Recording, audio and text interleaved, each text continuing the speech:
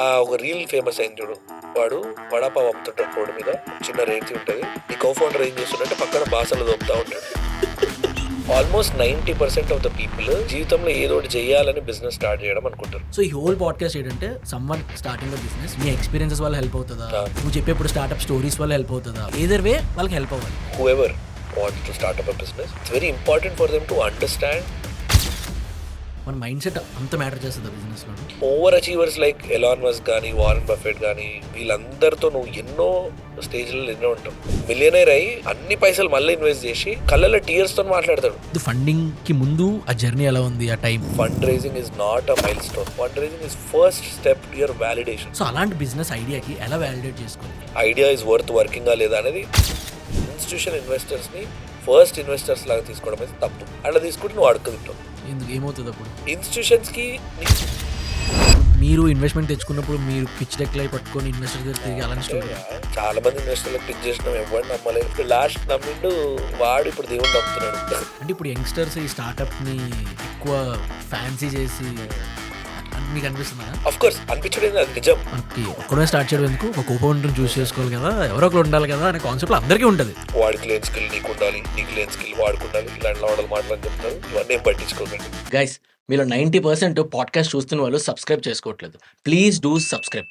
తెలుగులో మీరు ఎక్స్పెక్ట్ చేయని గెస్ట్ లిస్ట్ మా దగ్గర ఉంది. కాకపోతే అలాంటి గెస్ట్ని తీసుకురావాలంటే మన ఛానల్ కొంచెం నెంబర్స్ కావాలి. So please help us to reach those numbers. And coming to the podcast, our today's guest is our dear friend Nikhil Gunda, the founder of Regreat Motors. Entrepreneurship or business interest ఉన్న వాళ్ళకి one or other way Nikhil అన్న పక్కా తెలిసే ఉంటుంది. And shark tank లో feature అయిన first Telugu entrepreneurs. And coming to the podcast, business గురించి చాలా deep గా డిస్కస్ చేసాం. అసలు బిజినెస్ 0 to 1 ఎలా బిల్డ్ చేయాలి, అసలు డార్క్ సైడ్ ఆఫ్ ఆంటర్ప్రెనర్షిప్, ఇలా చాలా టాపిక్స్ ని డిస్కస్ చేసాం. ఒక్క ముక్కలో చెప్పాలంటే బిజినెస్ ఆంటర్ప్రెనర్షిప్ ఇంట్రెస్ట్ ఉన్న ప్రతి ఒక్కరు చూడాల్సిన podcast. Enjoy our today's podcast with Nikhil అన్న ఆన్ తెలుగు కనెక్ట్స్. ఇప్పుడు యూట్యూబ్లో లైవ్లో వచ్చి చేసిందని అంటే నాకు తెలిసి ఫస్ట్ నువ్వే. ఎందుకనంటే ఇన్స్టాగ్రామ్లో ఫాలోవర్స్ కోసం 1 minute రీల్లో బిజినెస్ని ఎక్స్ప్లెయిన్ చేయలేం, వాళ్ళతో మాట్లాడలేము, ఇంటరాక్ట్ అవ్వలేము, అనుకున్నది అయితే డెలివర్ చేయలేం. అదే యూట్యూబ్లో అయితే లైవ్లోకి వస్తే వాళ్ళ బిజినెస్ ప్రాబ్లమ్స్ ఏమి ఉన్నాయి, వాళ్ళ డౌట్స్ ఏమి ఉన్నాయి క్లారిఫై చేయడానికి, అవన్నీ ఆ కాన్సెప్ట్లోనే నువ్వు లైవ్ స్టార్ట్ చేసావు. అండ్ తెలుగులో నువ్వే ఫస్ట్ అనుకుంటా. ఆ టైంలో ఇన్స్టాగ్రామ్ కూడా నువ్వు స్టార్ట్ చేయలేదు, డైరెక్ట్ యూట్యూబ్ స్టార్ట్ చేసావు. ఆ టైంలో చాలా ఐడియాస్ విన్నావు కదన్నా, బిజినెస్ ఐడియాస్. ఎందుకంటే అన్న నిఖిల్ అన్న నాకు బిజినెస్ చేయాలని ఉంది, నాకు ఒక ఐడియా ఉంది, ఎలా స్టార్ట్ చేయాలి ఏంటి, ఈ కాన్సెప్ట్లో చాలా విన్నాం. సో ఈ హోల్ పాడ్కాస్ట్ ఏంటంటే సమ్వన్ స్టార్టింగ్ అ బిజినెస్, వాళ్ళకి ఇది హెల్ప్ అవ్వాలి. ఎనీవే మన ఎక్స్పీరియన్స్, నీ ఎక్స్పీరియన్సెస్ వల్ల హెల్ప్ అవుతుందా, నువ్వు చెప్పేప్పుడు స్టార్ట్అప్ స్టోరీస్ వల్ల హెల్ప్ అవుతుందా, ఏదర్ వే వాళ్ళకి హెల్ప్ అవ్వాలి. సో అక్కడ నువ్వు చాలా బిజినెస్ ఐడియాస్ విన్నావు, చాలా బిజినెస్ ఐడియాస్ గురించి తెలుసుకున్నావు. అరే ఇది వర్కౌట్ అవుతుంది, ఇది వర్కౌట్ అవ్వదు అని చాలా ఎక్స్ప్లెయిన్ చేసావు. ఫర్ ఎగ్జాంపుల్ ఇప్పుడు somebody wants to start a business, వాళ్ళు ఒక ఐడియాతో వస్తారనమాట. సో అలాంటి బిజినెస్ ఐడియాకి ఎలా వ్యాలిడేట్ చేసుకోవాలి, ఇది పనికి వస్తుందా పనికి రాదా అంటే వంశీ, నేను ఇంకొక చాలా ఇంపార్టెంట్ పాయింట్ చెప్తా. ఎందుకు ఇంత అంటే చాలా క్రిటికల్ పాయింట్ జీవితంలో. ఎందుకంటే ఎవరైనా ఇట్లా బిజినెస్ స్టార్ట్ చేద్దామని వచ్చారు, ఇప్పుడు ఉన్న మార్కెట్లో మోనోటోనస్ జీవితం వల్ల ఏదైనా నా లైఫ్లో డ్రామా లేదా అడ్వెంచర్ జరగాలని బిజినెస్ స్టార్ట్ చేయడం ఒకటి, ఏం చేయాలో తెలియక ఏదో ఒకటి చేయాలని బిజినెస్ స్టార్ట్ చేయడం ఒకటి. ఒక పర్టికులర్ ప్రాబ్లమ్ని పట్టుకొని ఆ ప్రాబ్లంకి ఏదైనా సొల్యూషన్ ఎత్తుకుదాం అంటే, ఇప్పుడు నా జీవితంలో ఏదైనా ప్రాబ్లం వచ్చిందంటే ఆ ప్రాబ్లంకి సొల్యూషన్ ఎతికి ఇదే ప్రాబ్లం ఎంతమందిలో ఉంది అని ఫిగర్ అవుట్ చేసి దానికి సొల్యూషన్ అందరికీ యూజ్ అవుతుందా అన్నట్టు, లేదా నీకు వచ్చే సొల్యూషన్ని అందరికీ యూజ్ అయ్యేటట్టు మౌల్డ్ చేయగలుగుతాం అనే దాంతో బిజినెస్ చేయడం ఉంది. నేను లైవ్ చేసినప్పుడు కానీ, నేను డే టు డే ఇంటరాక్ట్ అవుతున్నప్పుడు కానీ ఆల్మోస్ట్ 90% ఆఫ్ ద పీపుల్ జీవితంలో ఏదో ఒకటి చేయాలని బిజినెస్ స్టార్ట్ చేయడం అనుకుంటారు, విచ్ ఇస్ గ్రేట్, అంటే తప్పలేదు. కాకపోతే the moment you enter into business, it's a very uphill task. అంటే ఇట్లా వెరీ హర్క్యులన్ జాబ్ అనమాట సార్. నువ్వు the way your life will treat you, it's you can't even imagine. It's very troublesome. ఇప్పుడు over achievers like Elon Musk కానీ Warren Buffett కానీ వీళ్ళందరితో నువ్వు ఎన్నో స్టేజ్లలో ఎన్నో ఉంటావు. చాలా లోన్లీ జర్నీ, ఏడ్చుకుంటూ, అంటే మిలియనర్ అయ్యి ఘోరం క్రేజీ కార్లు కొని అన్ని పైసలు మళ్ళీ ఇన్వెస్ట్ చేసి కళ్ళలో టీయర్స్తో మాట్లాడతాడు. So it's a very tough job.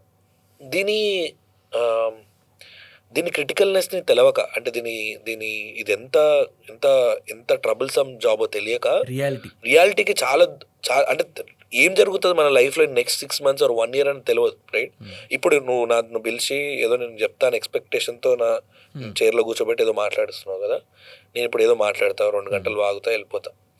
రేపు నెక్స్ట్ 6 నెలల్లో నేను గుడిపినా అనుకో తెలియదు. అంటే నా జీవితంలో there are 10 points right now as I sit here that I can fuck up.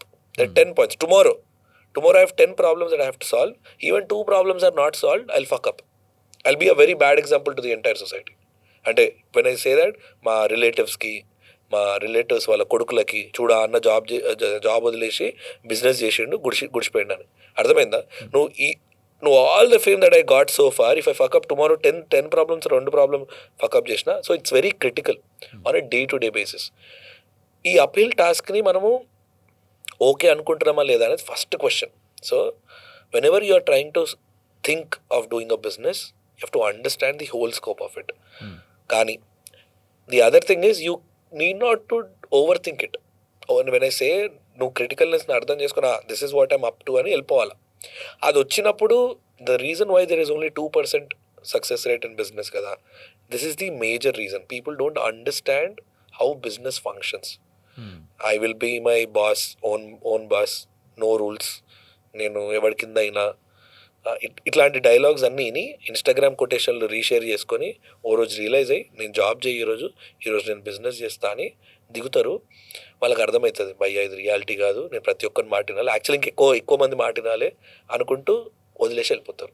So it's people who ever wants to start up a business, it's very important for them to understand the whole scope of it and then enter in to business. ఇది step 1. Step 2 అంటే నేను చెప్పాను ఇంతకుముందు, problem plus solving.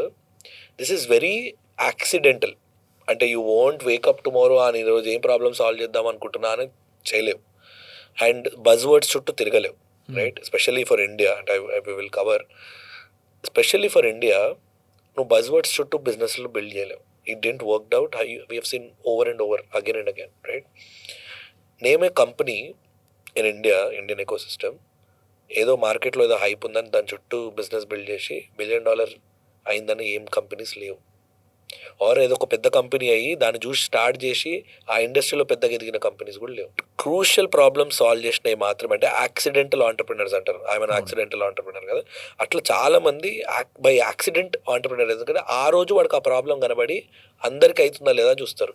ఈరోజు ఇప్పుడు అయిపోయిందంటే startup ఇంత hype రావడం వల్ల ప్రతి ఒక్కరు పడుకునేటప్పుడు ఏ ప్రాబ్లమ్ సాల్వ్ చేద్దాం, పొద్దున్న లేవు కానీ ఈ ప్రాబ్లమ్ సాల్వ్ చేద్దామని దాని మీద ఒక 6 నెలలు వేస్ట్ చేస్తున్నాడు. సో ఎయిదర్ వేలో, అంటే ఆ కేసులో కానీ ఈ కేసులో కానీ బిజినెస్ క్రిటికల్నెస్ సేమే.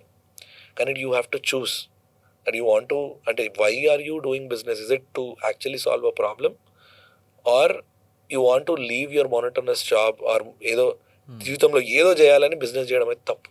అంటే ఇప్పుడు మీరు చెప్పినట్టు ఫస్ట్ కేస్ సినారియోలో మన మైండ్ సెట్ అంత మ్యాటర్ చేస్తుంది బిజినెస్లోనే. అబ్సల్యూట్లీ. అంటే నేను చెప్పిన కదా, అంటే it looks like I will be coating a lot of things from people who have said, because that's the only way that I've learned.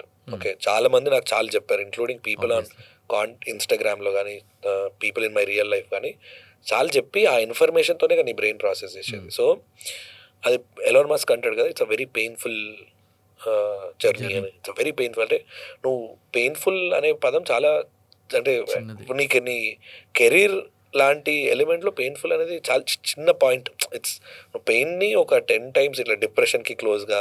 And ఇది ఎట్లుంటుందంటే చాలా మంచి పర్సన్ నాకు మాట చెప్పాడు, బిజినెస్ ఏంటంటే నీ ముందు మంట ఉంటుంది, నువ్వు నీ మంటకి నీకు 1 mm గ్యాప్ ఉంటుంది. మ్యాజిక్ ఏంటంటే నీ మీద కిరోసిన్ పోసి ఉంటుంది 1 mm. ఈ 1 mm is your life and death. Every time నువ్వు ఏం చేస్తావు తెలుసా, దీనిపైన డ్యాన్స్ చేస్తూ ఉంటావు నువ్వు మంట చుట్టూ 1 mm గ్యాప్లో. You never know. సో ఇంత క్రూషియల్ ఆర్ ఇంత క్రిటికల్ ఏ బిజినెస్ అయినా, అంటే నేను పానీపూరి బండి దగ్గర నుంచి జొమాటో లాంటి జైంట్స్ వరకు అన్ని బిజినెసెస్కి ఇదే అప్లై అవుతుంది. స్కేల్ ఆఫ్ ప్రాబ్లమ్స్ డిఫరెంట్, కానీ సో ఎండ్ రిజల్ట్ మాత్రం అదే. రాక్ బాటమ్ వాడికి జీరోనే, వీడికి జీరోనే. So it is that crucial. And అందుకు మైండ్ సెట్ చాలా ఇంపార్టెంట్. ఈ పాడ్కాస్ట్ చూస్తున్న వాళ్ళు నిజంగా బిజినెస్ స్టార్ట్ చేద్దాం అనుకుంటున్నారు, బట్ వాళ్ళకి తెలియదు how to build their mindset. So అలాంటి వాళ్ళ మైండ్ సెట్ ఎలా బిల్డ్ చేస్తారు? I think something that is very underrated is, అంటే చాలా మంది again I read very less books, అంటే comparatively what people suggest, right? ఇప్పుడు ఇక్కడ 10 books ఉన్నాయి, ఒకటి నేను చూసిన, ఒకటి చదివినాను. అలా అంతే. 0 to 1 0 to 1 0 to 1 స్టీవ్ జాబ్స్ది అంటే కొంచెం ఓకే ఓకే అంటే నేను ఏమంటున్నా అంటే చాలామంది బుక్స్ చదవాలి అంటారు. సమ్హౌ నా లైఫ్లో చదవడం is a great deal. Okay, it's a very great thing. But right now I think lot of people are not accustomed to నువ్వు ఫోర్స్ఫుల్గా వెళ్ళి బుక్స్ ఓపెన్ చేసి నాకైతే నిద్ర వస్తుంది. ప్రాసెస్ అవ్వదు. The way we process information is different right now. So what you consume అంటే అది రీడింగ్లో కానీ మూవీస్లో కానీ నువ్వు వాచ్ చేసే యూట్యూబ్ వీడియోస్ కానీ నువ్వు ఆ కన్జంప్షన్ని మార్చు. నువ్వు వెళ్ళి కొత్త అలవాటు నేర్చుకోనని చెప్పా. చాలామంది యూ రీడ్ బుక్స్ అంటే పాపం వాళ్ళు 40s 45sలో ఉంటారు అంకుల్స్ చెప్తా ఉంటారు. ఈ ఏజ్కి the way we processed information, the way our mind sets are formed is different. ఇప్పుడు వంశీ ఉన్నాడు, వీడు మాట్లాడే మాట 80% is influence through social media or media in general and 20% in his real life experiences. అంతే కదా? Whatever if I ask any question, any random question, నువ్వు ఏం చెప్తావు? నువ్వు ఎక్కడో చూసింది విన్నది చెప్తావు. లేదు భయ్యా నేను చిన్నప్పుడు 6th class బుక్లో చదువుకుని చెప్తా అని అనవు కదా. సో ఎవరు ప్రిటెండ్ చేయరు. సో ఇట్స్ వెరీ అందరు అలా చెప్తారు. అందరు బుక్స్ చదవండి అంటే నేను ఏమంటా అంటే ఇప్పుడున్న జనరేషన్కి ఎవరు బుక్స్ చదవడు. చదువుకున్న వాళ్ళు ఉన్నారు అనుకో, which is great. That's one of the greatest ఏమంటారు trait to have or greatest habit to have. కానీ రియాలిటీలో అది పాసిబుల్ కాదు. కాబట్టి మోస్ట్ ఆఫ్ ది పీపుల్కి ఎవరైనా బిజినెస్ చేయాలి అనుకుంటే first the way you consume ఇన్ఫర్మేషన్ని మార్చండి. చాలా క్యూరేట్ చేయాలి కన్జంప్షన్ని. ఇన్స్టాగ్రామ్లో నువ్వు ఏ కాంటెంట్ కన్జ్యూమ్ చేస్తావు అండ్ కొన్ని రోజుల తర్వాత నీకు ఒకసారి మైండ్ సెట్ సెట్ అయిపోయాక నువ్వు ఏమన్నా చూడు, అమ్మాయిలను చూడు, వాళ్ళ డ్యాన్స్లు చూడు, నీ ఇష్టం. అంటే ఎవరినైనా చూసుకో. నిజంగా నీ లైఫ్లో కొన్ని చేంజెస్ అంటే అట్లీస్ట్ నీ మైండ్ సెట్ కావాలి, నాకు బిజినెస్ గురించి ఇంకొంచెం అర్థం కావాలి అని అంటే you can create a habit. అంటే నీ సోషల్ మీడియాతో అడ్వాంటేజ్ ఏంది? ద మోర్ ఒక 2 పోస్టులు లైక్ చేస్తే 5 పోస్టులు అదే చూపిస్తుంది. నువ్వేం చేయాల్సిన అవసరం లేదు. జస్ట్ నువ్వు చూస్ చేసే నెట్ఫ్లిక్స్ షోలో ఏం చూస్తావు, right? Very fortunate we have access to that library. Netflix లాంటి, హాట్స్టార్, ప్రైమ్ లాంటి ఎంత క్రేజీ లైబ్రరీ, ఎన్నో వీడియోలు, ఎన్నో డాక్యుమెంటరీలు. సో నీ మైండ్ సెట్ ఇవన్నీ చూసి కూడా మార్చుకోవచ్చు. And I'm telling you very honestly, if somebody praises me or appreciate me అంటే I would say that I wouldn't contribute all of this knowledge to books. Very little. Like I would say 10 or 5 to 10% అంతే. మిగతాదంతా is my experiential learning and what I've consumed. ఈ రెండే. So I think my humble suggestion would be, ఒకవేళ మీకు books చదువుకుంటే చదువుకోండి, లేదన్నా నాకు నిద్ర వస్తుంది అంటే నా లెక్క కంటెంట్ ఏదైతే కన్జ్యూమ్ చేస్తారో అది మార్చండి. అది క్యూరేట్ చేయండి. చాలా ఈజీ. ఎందుకంటే ఇన్స్టాగ్రామ్, యూట్యూబ్ వీళ్ళే అవే చేస్తాయి పనంతా, సగం పనంతా. ఇప్పుడు as you set content curate చేయండి అని. ద ప్రాబ్లమ్ విత్ ఇన్స్టాగ్రామ్ కానీ యూట్యూబ్ కానీ ఏమవుతుంది అంటే ఒక పాయింట్ మనకు తెలీదు. సో ఆ పాయింట్ చూడడానికి, తెలుసుకోవడానికి ఇన్స్టాగ్రామ్ ఆర్ యూట్యూబ్లో కూడా వెళ్తాం.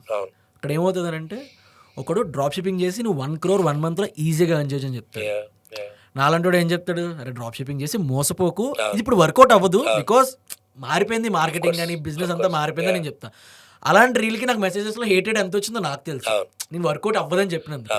బట్ మనకు తెలుసు, మనం చూసాం అలాంటి డబ్బులు పెట్టి మోసపోయిన వాళ్ళు, లాస్ అయిపోయిన వాళ్ళు. అది సో ఐ టెల్ యూ, నేను కూడా ఇప్పుడు ఒక రీల్ చేసిన చూడు నేను ఇన్స్టాగ్రామ్లో, క్లౌడ్ కిచెన్ వర్కౌట్ కాదు అని ఘోరం హేట్ వచ్చింది ఆ comments. That's the first reel I got.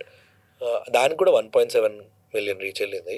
And most hated comments అందులో వచ్చాయి.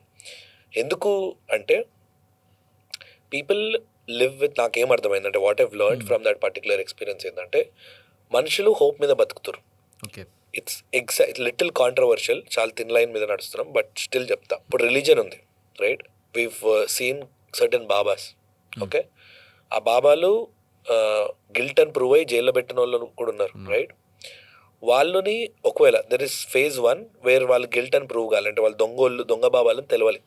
అంతకుముందు వాళ్ళకి ఫాలోయింగ్ ఉంది, నిజంగా మా లైఫ్లో మిరాకిల్స్ అయినాయి అని అనుకున్నారు. కొంతమంది అబద్ధాలు ఆడారు, కొంతమంది నిజంగా ప్లసీబో ఎఫెక్టో ఏదో అట్రాక్షనో, ఏదో థియరీ ఆఫ్ అట్రాక్షన్, ఏదో వాళ్ళ లైఫ్లో మంచి జరిగింది. నువ్వు వాడికి వెళ్ళి భయ్యేడు దొంగ బాబా, నేను వాడు ఆశ్రమం వెనకాల ఏం చేస్తాడో నాకు తెలుసు, నేను చూసినా అని చెప్తే వాడు ఏం చేస్తాడు, రాళ్లతో కొడతాడు. యాక్సెప్ట్ చేయలేడు, ఒప్పుకోలేడు. ఎందుకంటే వాడు రియల్ లైఫ్లో మిరాకిల్ జరిగింది. అది ఎందుకు జరిగిందో వాడికి సంబంధం లేదు, బట్ జరిగింది. వాడు నమ్మిన దానికి వాడికి జరిగింది. వీడికి జరిగింది కాబట్టి వీడి చుట్టాలందరూ నమ్ముతారు వీడిని, ఆ దొంగ బాబాని కూడా నమ్ముతారు. The moment he is proven guilty, వీడు తెలివైనవాడు అనుకో, హీల్ స్టార్ట్ క్వశ్చనింగ్ దట్. భయ్యా ఇది నిజంగా జరిగిందా లేదా కొన్ని జరగని సిచ్యువేషన్స్ కూడా ఉన్నాయా, రైట్? కొన్ని స్థలాలు నువ్వు కొన్ని నమ్మినే జరగలేదా లేదా నువ్వు గివ్ అవే ఇచ్చినావా అని యూల్ రెట్రోస్పెక్ట్. తెలివైనోడైతే, తెలివి తక్కువడైతే వాడిని ఇంకా గుడ్డిగా నమ్ముకుంటూ అడుగు తింటాడు. ఎందుకంటే ఎవ్రీ టైం మిరాకిల్ జరగదు. నీ లైఫ్లో ఒకటో రెండు సార్లు జరుగుతుంది, ప్రతిసారి జరగదు. So you'll fuck up your life. Same అట్లనే బిజినెస్లో కూడా ఈ ఇన్స్టాగ్రామ్లో ఎప్పుడైతే నువ్వు కాంటెంట్ కన్జ్యూమ్ చేస్తున్నావో ఎంతోమంది ఎంతో సోచ్ చెప్తారు. ఆ సోచ్ చెప్పి ఏదో రీజన్ల వల్ల ఒకరికో ఇద్దరికో సక్సెస్ రేట్ వచ్చి ఉంటుంది. వాడు దాన్నే మళ్ళీ మళ్ళీ మళ్ళీ మళ్ళీ ప్రమోట్ చేస్తూ ఇంకొంతమంది గొర్రెలను చేస్తారు. ఇప్పుడు అక్కడున్న బాబానికి వీడికి అటాచ్ చేయడానికి ఏకైక రీజన్ ఏంటి? హోప్. నా జీవితంలో వీడికి జరిగినట్టు నాకు కూడా మిరాకిల్ అవుతుంది. వీడి జీవితం వేరు, వాడి జీవితం వేరు. ఇక్కడ కూడా వాడి ప్రోడక్ట్ వేరు, వీడి ప్రోడక్ట్ వేరు. వాడున్న లైఫ్ సిచ్యువేషన్స్ వేరు, వాడి చుట్టూన్న సర్కిల్ వేరు, వీడి చుట్టూన్న సర్కిల్ వేరు. So it is very important. ఆ హోప్ నువ్వు ఎక్కడ బేస్ చేస్తున్నావు, దేని మీద బేస్ చేస్తున్నావు? బిజినెస్లో లాజిక్ మాత్రమే వర్కౌట్ అవుతుంది. లాజిక్ తప్ప ఏం వర్కౌట్ కాదు. You have to see basic common sense ఏంది. ఆ బేసిక్ కామన్ సెన్స్కి నువ్వు కాన్వర్జేషన్ ఉండాలా. చాలామంది ఓవర్ కాంప్లికేట్ చేసి మాట్లాడుతుంటారు దందాని. నేను మళ్ళీ ద రీజన్ వై నేను దందా అని ఎందుకంటా అంటే it has to be that simple. రూపాయి పెడితే రూపాయిన్నర రావాలి అంతే. That's the base line. దీనిలో ఏం లేదు. ఇంకా ఈ పిచ్ డెక్లు, వీసీలు ఇవన్నీ దానిపైన. ఎవడు అడిగినా fundamental of dhanda is this. So content ఏదైతే కన్జ్యూమ్ చేస్తావు అంటే నువ్వు what kind of content consume చేస్తే it's a pure choice and you have to apply a solid logic to it. If you live in hope, నువ్వు హోప్తో నీ business గురువులను మెంటర్లను చూస్ చేసుకున్నావా, that people who are promising a lot of shit, you'll be done. నేను ఈ drop shipping example ఎందుకు చేశానంటే అందరూ డ్రాప్ షిప్పింగ్ ఈజీ అవుతుంది, డబ్బులు సంపాదించని చెప్తారు. వాడు ఒకప్పుడు సంపాదించి ఉండొచ్చు, ఐ అగ్రీ. బట్ ఇప్పుడు సంపాదించలేక వాడు డ్రాప్ షిప్పింగ్ నీ కోర్స్ అమ్మి నీకు ఎంకరేజ్ చేస్తున్నాడు. It's a very beautiful line that I've loved చాలా రోజుల బ్యాక్. ఏంటంటే అది నీ జీవితంలో నువ్వు ఫెయిల్యూర్ అయినప్పుడు టీచర్ అవుతావు. ఇప్పుడు మేము కూడా ఈవీ కోర్స్ లాంచ్ చేసినాం. మేము ఎలక్ట్రిక్ వెహికల్ D2Cలు అమ్మలేకపోయినాం కాబట్టి మేము ఏదైతే నేర్చుకున్నామో మేము వాళ్ళకి నేర్పించడం స్టార్ట్ చేసినాం. విత్ ప్రైడ్ చెప్తాను నేనైతే. అది దర్ ఇస్ నో అంటే పీపుల్ ఒప్పుకోరు. నేను వేరే వాళ్ళ జీవితాన్ని మార్చడానికి పుట్టిన మహాత్ముడిని అయితే కాదు, నువ్వు కాదు, నేను కాదు. నేను సైకిల్ అమ్మడానికి ట్రై చేసిన, నా పేరు మీద సైకిల్ పోలే. నా టెక్నాలజీని నేను టాటాకో హీరోకో లైసెన్స్ చేస్తున్నా. కానీ అది మనుషులకి అంటే పబ్లిక్కి నా బ్రాండ్ ఎగ్జిస్టెంట్ అవుతుందో లేదో కూడా తెలియదు ఎప్పటికీ. ఇప్పుడు టాటాలో 100-200 కాంపోనెంట్లు ఎంతోమంది సప్లై చేస్తూ ఉంటారు. కాకపోతే I want to be relevant, I want to be known for something in this society. That's what I want, right? ADHD కూడా అంటారు దీన్ని కొంతమంది. So that's what I want. So నేను ఏం చేసిన, మామ ఇప్పుడు మనం సైకిల్ అమ్మలేము కాబట్టి మనం ఇన్ని రోజులు నేర్చుకుంది 10 మందికి చెప్పి లోకాన్ని బాగుపరుద్దాం అంటారు. నేను దీన్ని అడ్డం పెట్టుకొని ఇప్పుడు నేను నా GHM సక్సెస్ని అడ్డం పెట్టుకొని నేను నమ్మిన అనుకో, అది తప్పు. నేను సింపుల్గా వేరే ఎంటిటీ క్రియేట్ చేసి భయ్యా నాకు ఇది తెలుసు, ఇది నేను నేర్పిస్తానడం వేరు. ఇక్కడ ఇందులో హోపే లేదు. అంటే నేను ఏదైతే జరుగుతుందో దాన్ని ఎక్స్ప్లెయిన్ చెప్తున్నాను. అంటే వెరీ క్లియర్గా చెప్పాలంటే నేను GHMలో ఆర్ లెర్న్బ్లూలో నేర్పించేది ఒక solid skill. Drop shipping skill కాదు. Drop shipping is a business. Electric vehicle లెర్న్బ్లూలో వీళ్ళు నేర్చుకునేది బిజినెస్ కాదు. మేము నేర్పిస్తలేం బై ద వే. ఎలక్ట్రిక్ వెహికల్లో వీడు నేర్చుకునేది ఎలక్ట్రిక్ వెహికల్ ఎట్లా రిపేర్ చేయాలని. బయట ఎలక్ట్రిక్ వెహికల్ ఉన్నాయి, నువ్వు వెళ్ళి రిపేర్ చేయొచ్చు. వాడు మంచి రిపేర్ చేస్తాడా చెడ్డ రిపేర్ చేస్తాడో వాని ఇష్టం. డ్రాప్ షిప్పింగ్ నేర్పించుడు అట్లా కాదు కదా. డ్రాప్ షిప్పింగ్లో నేర్చుకున్న స్కిల్ నువ్వు డ్రాప్ షిప్పింగ్ మీదే చేస్తావు. That's the only business that you can do. You're teaching business which is almost impossible to learn. Okay, nice. Okay అండి, ఇప్పుడు ఫర్ ఎగ్జాంపుల్ మనం ఐడియా గురించి వ్యాలిడేషన్ గురించి స్టార్ట్ చేసాం. ఫర్ ఎగ్జాంపుల్ ఇప్పుడు వాడు ఐడియా వ్యాలిడేట్ అయింది, వాడు మైండ్ సెట్ ప్రిపేర్ అయింది, he wants to start a business. The very first step వాడు ఏం చేయాలి? I'll come back to validation. I didn't think మనం కవర్ చేయాలి అనుకుంటా. వ్యాలిడేషన్ చెప్తా. ఐడియాని ఎట్లా వ్యాలిడేట్ చేయాలి. MVP అని పదాలు వాడతారు, ప్రోటోటైప్ అనే పదాలు వాడతారు. ఐ థింక్ అంటే I don't know how much stress I have to put this. ఎందుకంటే బయట ఐ థింక్ మన పాడ్కాస్ట్ కాకపోయినా వాడు ఏదో వీడియోలో చూసుకొని వ్యాలిడేషన్ ఏదో పెడతాడు. డెల్టా 4 ఇప్పుడు కునాల్ షా చెప్పిందో ఏదో చేస్తాడు. కాకపోతే దాని వెనకాల వ్యాలిడేషన్ వెనకాల మైండ్ సెట్ ఏముండాలో చెప్తా. అప్లైడ్ లాజిక్ అదే. డెల్టా 4 కానీ MVP తయారు చేసి ఫీడ్బ్యాక్ కానీ ఏదో right? If this idea is worth వర్కింగా లేదా అనేది అంటే వ్యాలిడేషన్ చేయడానికి అదే ఫార్ములా. కానీ దాని వెనకాల mind set, how do you perceive that validation, right? ఇప్పుడు నీకు ఎగ్జాంపుల్ చెప్తా, స్టోరీ చెప్తా. నేను డిజిటైన్ స్టార్ట్ చేసేటప్పుడు, if you look at it from a delta 4 perspective, Kunal Shah చెప్పింది డెల్టా 4లో, నువ్వు కూడా నాకు తెలిసి ఎక్స్ప్లెయిన్ చేసినావు నీ రీల్స్లో ఇప్పుడు. ఓకే, బేసిక్గా డెల్టా 4 ఏంది, ఇప్పుడున్న కరెంట్ సర్వీసెస్కి అవుట్ ఆఫ్ 10 ఎంత రేటింగ్ ఇస్తావు, నీ యాప్ లేదా నీ సర్వీసో నీ ప్రోడక్ట్కో ఎంత రేటింగ్ ఇస్తావు, వాటి ఇద్దరి రేటింగ్స్ మధ్యలో 4 మినిమం డిఫరెన్స్ 4 అంటే నీ సర్వీసెస్కి 3 ఇచ్చి, సార్ నీ సర్వీసెస్కి 10 ఇచ్చి ఎగ్జిస్టింగ్ సర్వీసెస్కి 3 ఇస్తే డెల్టా ఇస్ 7, రైట్? వాటిద్దరి మధ్యలో డిఫరెన్స్ 7. సో మినిమం 4 ఉండాలనేది కునాల్ షా లాజిక్. ఇప్పుడు నీకు ఒకటి చెప్తా, డిజిటైన్ ఉంది, రైట్? మన రెస్టారెంట్ ఆర్డరింగ్ ఎక్స్పీరియన్స్ అంటే లోపల మెనూ కానీ వాళ్ళ కిచెన్ మెయింటెనెన్స్ కానీ ఇవన్నీ when you give you are pretty much happy. నీకు ఎప్పుడైనా రెస్టారెంట్కి వెళ్ళి అనిపించిందా, భయ్యా ఈడ డిజిటల్ మెనూ ఉంటే బాగుండు, క్యూఆర్ కోడ్ స్కాన్ చేయగానే మెనూ వస్తే బాగుండు అని ఎప్పుడు అనిపించిందా? ఏమనిపించలేదు. వీఆర్ హ్యాపీ, వాడు ఎవడో వస్తాడు, ఆర్డర్ ఇస్తాడు, వెళ్ళిపోతాడు.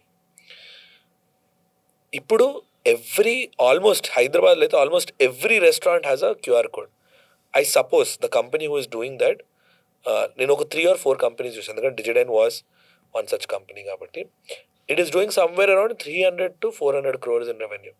ఓకే, ఈ ఓన్లీ ఈ క్యూఆర్ కోడ్ మీద. ఓకే, క్యూఆర్ కోడ్ మీద. మరి ఇది నువ్వు డెల్టా 4 కాన్సెప్ట్ అంటావా? అనవు కదా. ఎట్లా అంటావు ఇప్పుడు? ఎందుకంటే నువ్వు అప్పుడు సర్వీసెస్కి నీకు తెలియదు ఈ ఐడియా ఎగ్జిస్టెన్స్ ఉంటుందో లేదో. సరే, ఈ ఐడియా వచ్చింది, నీ జీవితంలో మొత్తం మార్పు వచ్చేసిందా?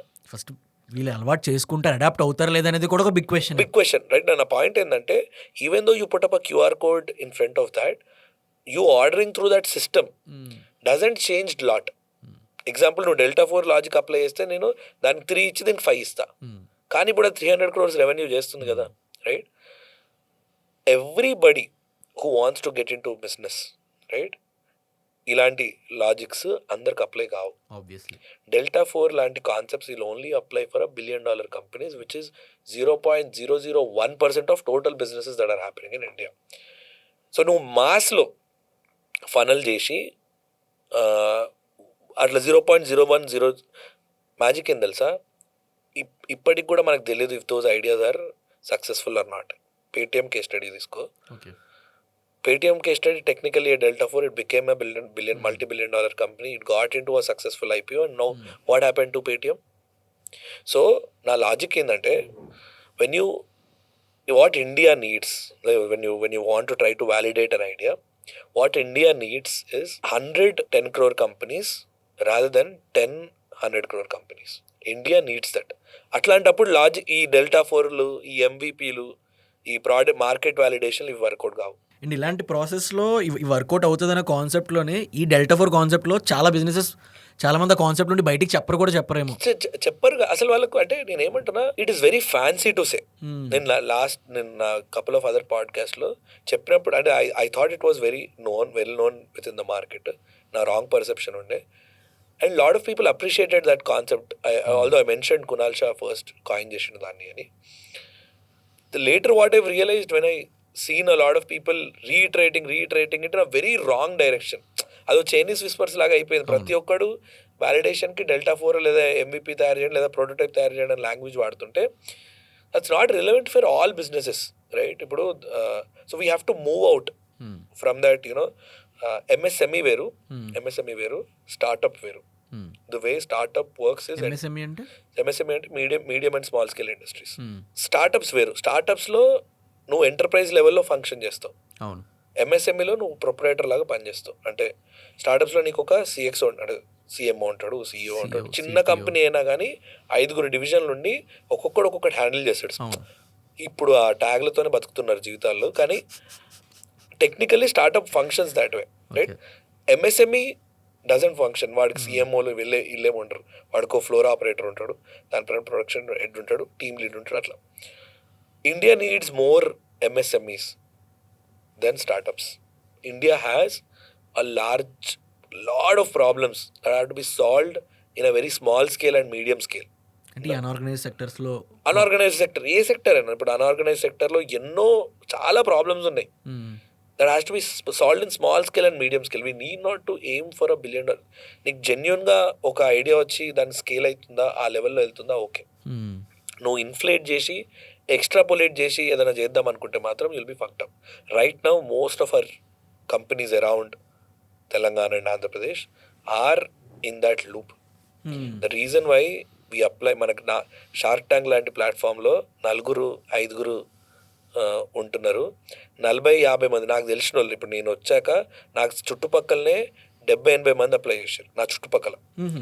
ఎట్ దట్ టైం లేదు ఇప్పుడు నేను ఆఫ్టర్ నాది అయిపోయాక కొంచెం పిఆర్ వచ్చాక 70-80 people applied. I haven't heard or seen one pitch on the show, which is very sad. కాకపోతే నేను ఏమంటున్నాను, there is a clear difference between that idea validation. How do you validate your idea? When you applied these MVP logics, prototype logic or delta 4 logic, it seems beautiful. But that's అదొక్కటే కాదు మనకు కావాల్సింది. That's not what we wanted. అదొక్కటే కాదు, దాంతోపాటు ఇంకా చాలా attributes ఉన్నాయి, చాలా వేరియబుల్స్ ఉన్నాయి, అవన్నీ కూడా కన్సిడర్ చేసుకోవాలి. సో ఒక బిజినెస్ ఈ వ్యూలో చూస్తున్నప్పుడు ఏదైనా ఒక ఇన్కన్వీనియన్స్ థింగ్ని if we can make it convenience, it's a business opportunity. Yeah, of course. And the whole point of business is making people more and more lazy. మాట్లాడు. అంటే నాకు జెప్టో ఫ్లాష్ అయింది బికాస్ ఒక ఇన్కన్వీనియన్స్ థింగ్ ని వాళ్ళు people కి convenience చేశారు. We cannot call it inconvenience. It's a lazy way of doing things, right? అంటే ఆ టైము కోవిడ్ టైంలో అందరికీ అది పాసిబుల్ అయ్యేది కాదు. Of course, COVID is a very exceptional time. అంటే we cannot ఆ ఒక్క ఫేజ్ లో వీ కెనాట్ పుట్ ఎవ్రీథింగ్. అంటే లైక్ అన్ని స్టార్ట్అప్స్ కి సూట్ లేదు. It shouldn't, and we shouldn't look at things that way. Covid టైంలో it was inconvenience, it was out of the blue idea, that was great. But regular టైంలో if you see Zepto, I don't think it's an inconvenience. ఎందుకు అంటున్నా అంటే, if you see washing machines వచ్చినప్పుడు or refrigerators వచ్చినప్పుడు, మనం చిన్నప్పుడు refrigerator వాడుతుండే కదా, వాళ్ళు ఏముంటుండేరా మాక్సిమం చిన్న ఫ్రిడ్జ్లు ఉంటుండే కదా, ఏముంటుండే వాటర్ కూల్ చేసుకోవడానికి, ఇంకా మిల్క్, పెరుగు, అంతేనా. కూలింగ్. ఇప్పుడు ఫ్రిడ్జ్ ఓపెన్ చేస్తే మినీ సూపర్ మార్కెట్ ఉంటుంది. If you observe different sections, minimum super market అది. అంటే యూ హ్యావ్ లైక్, మా మమ్మీ ఒక 200 థింగ్స్ పెడుతుంది అలా. నీకు అర్థం కావాల్సింది ఏంటంటే, with the course of time, the more we accepted refrigerator in our home, we became more and more dependent on it. మన మమ్మీ పొద్దున్న లేచి ఎప్పుడు ఆలోచించలే కదా, అరే బై రైస్ ఇలా పెట్టాలి, కర్రీస్ ఇలా పెట్టాలి. we started putting curries also in refrigerator. What I'm trying to say is what business does and this is way, ఒకవేళ ఇప్పుడు మనం క్యాపిటలిజం మీద మాట్లాడుతూ నేను సోషలిస్టిక్ కొంచెం డిబేట్ అవుతున్నా, but what I'm trying to say is inconvenience. So it's not an inconvenience. We are creating a convenience which we're, అంటే ఆ కన్వీనియన్స్ మీద ఎంత డిపెండెంట్ అవుతున్నామో నార్మల్ దాన్ని కూడా మనం ఇన్కన్వీనియన్స్ లాగా చూస్తున్నాం.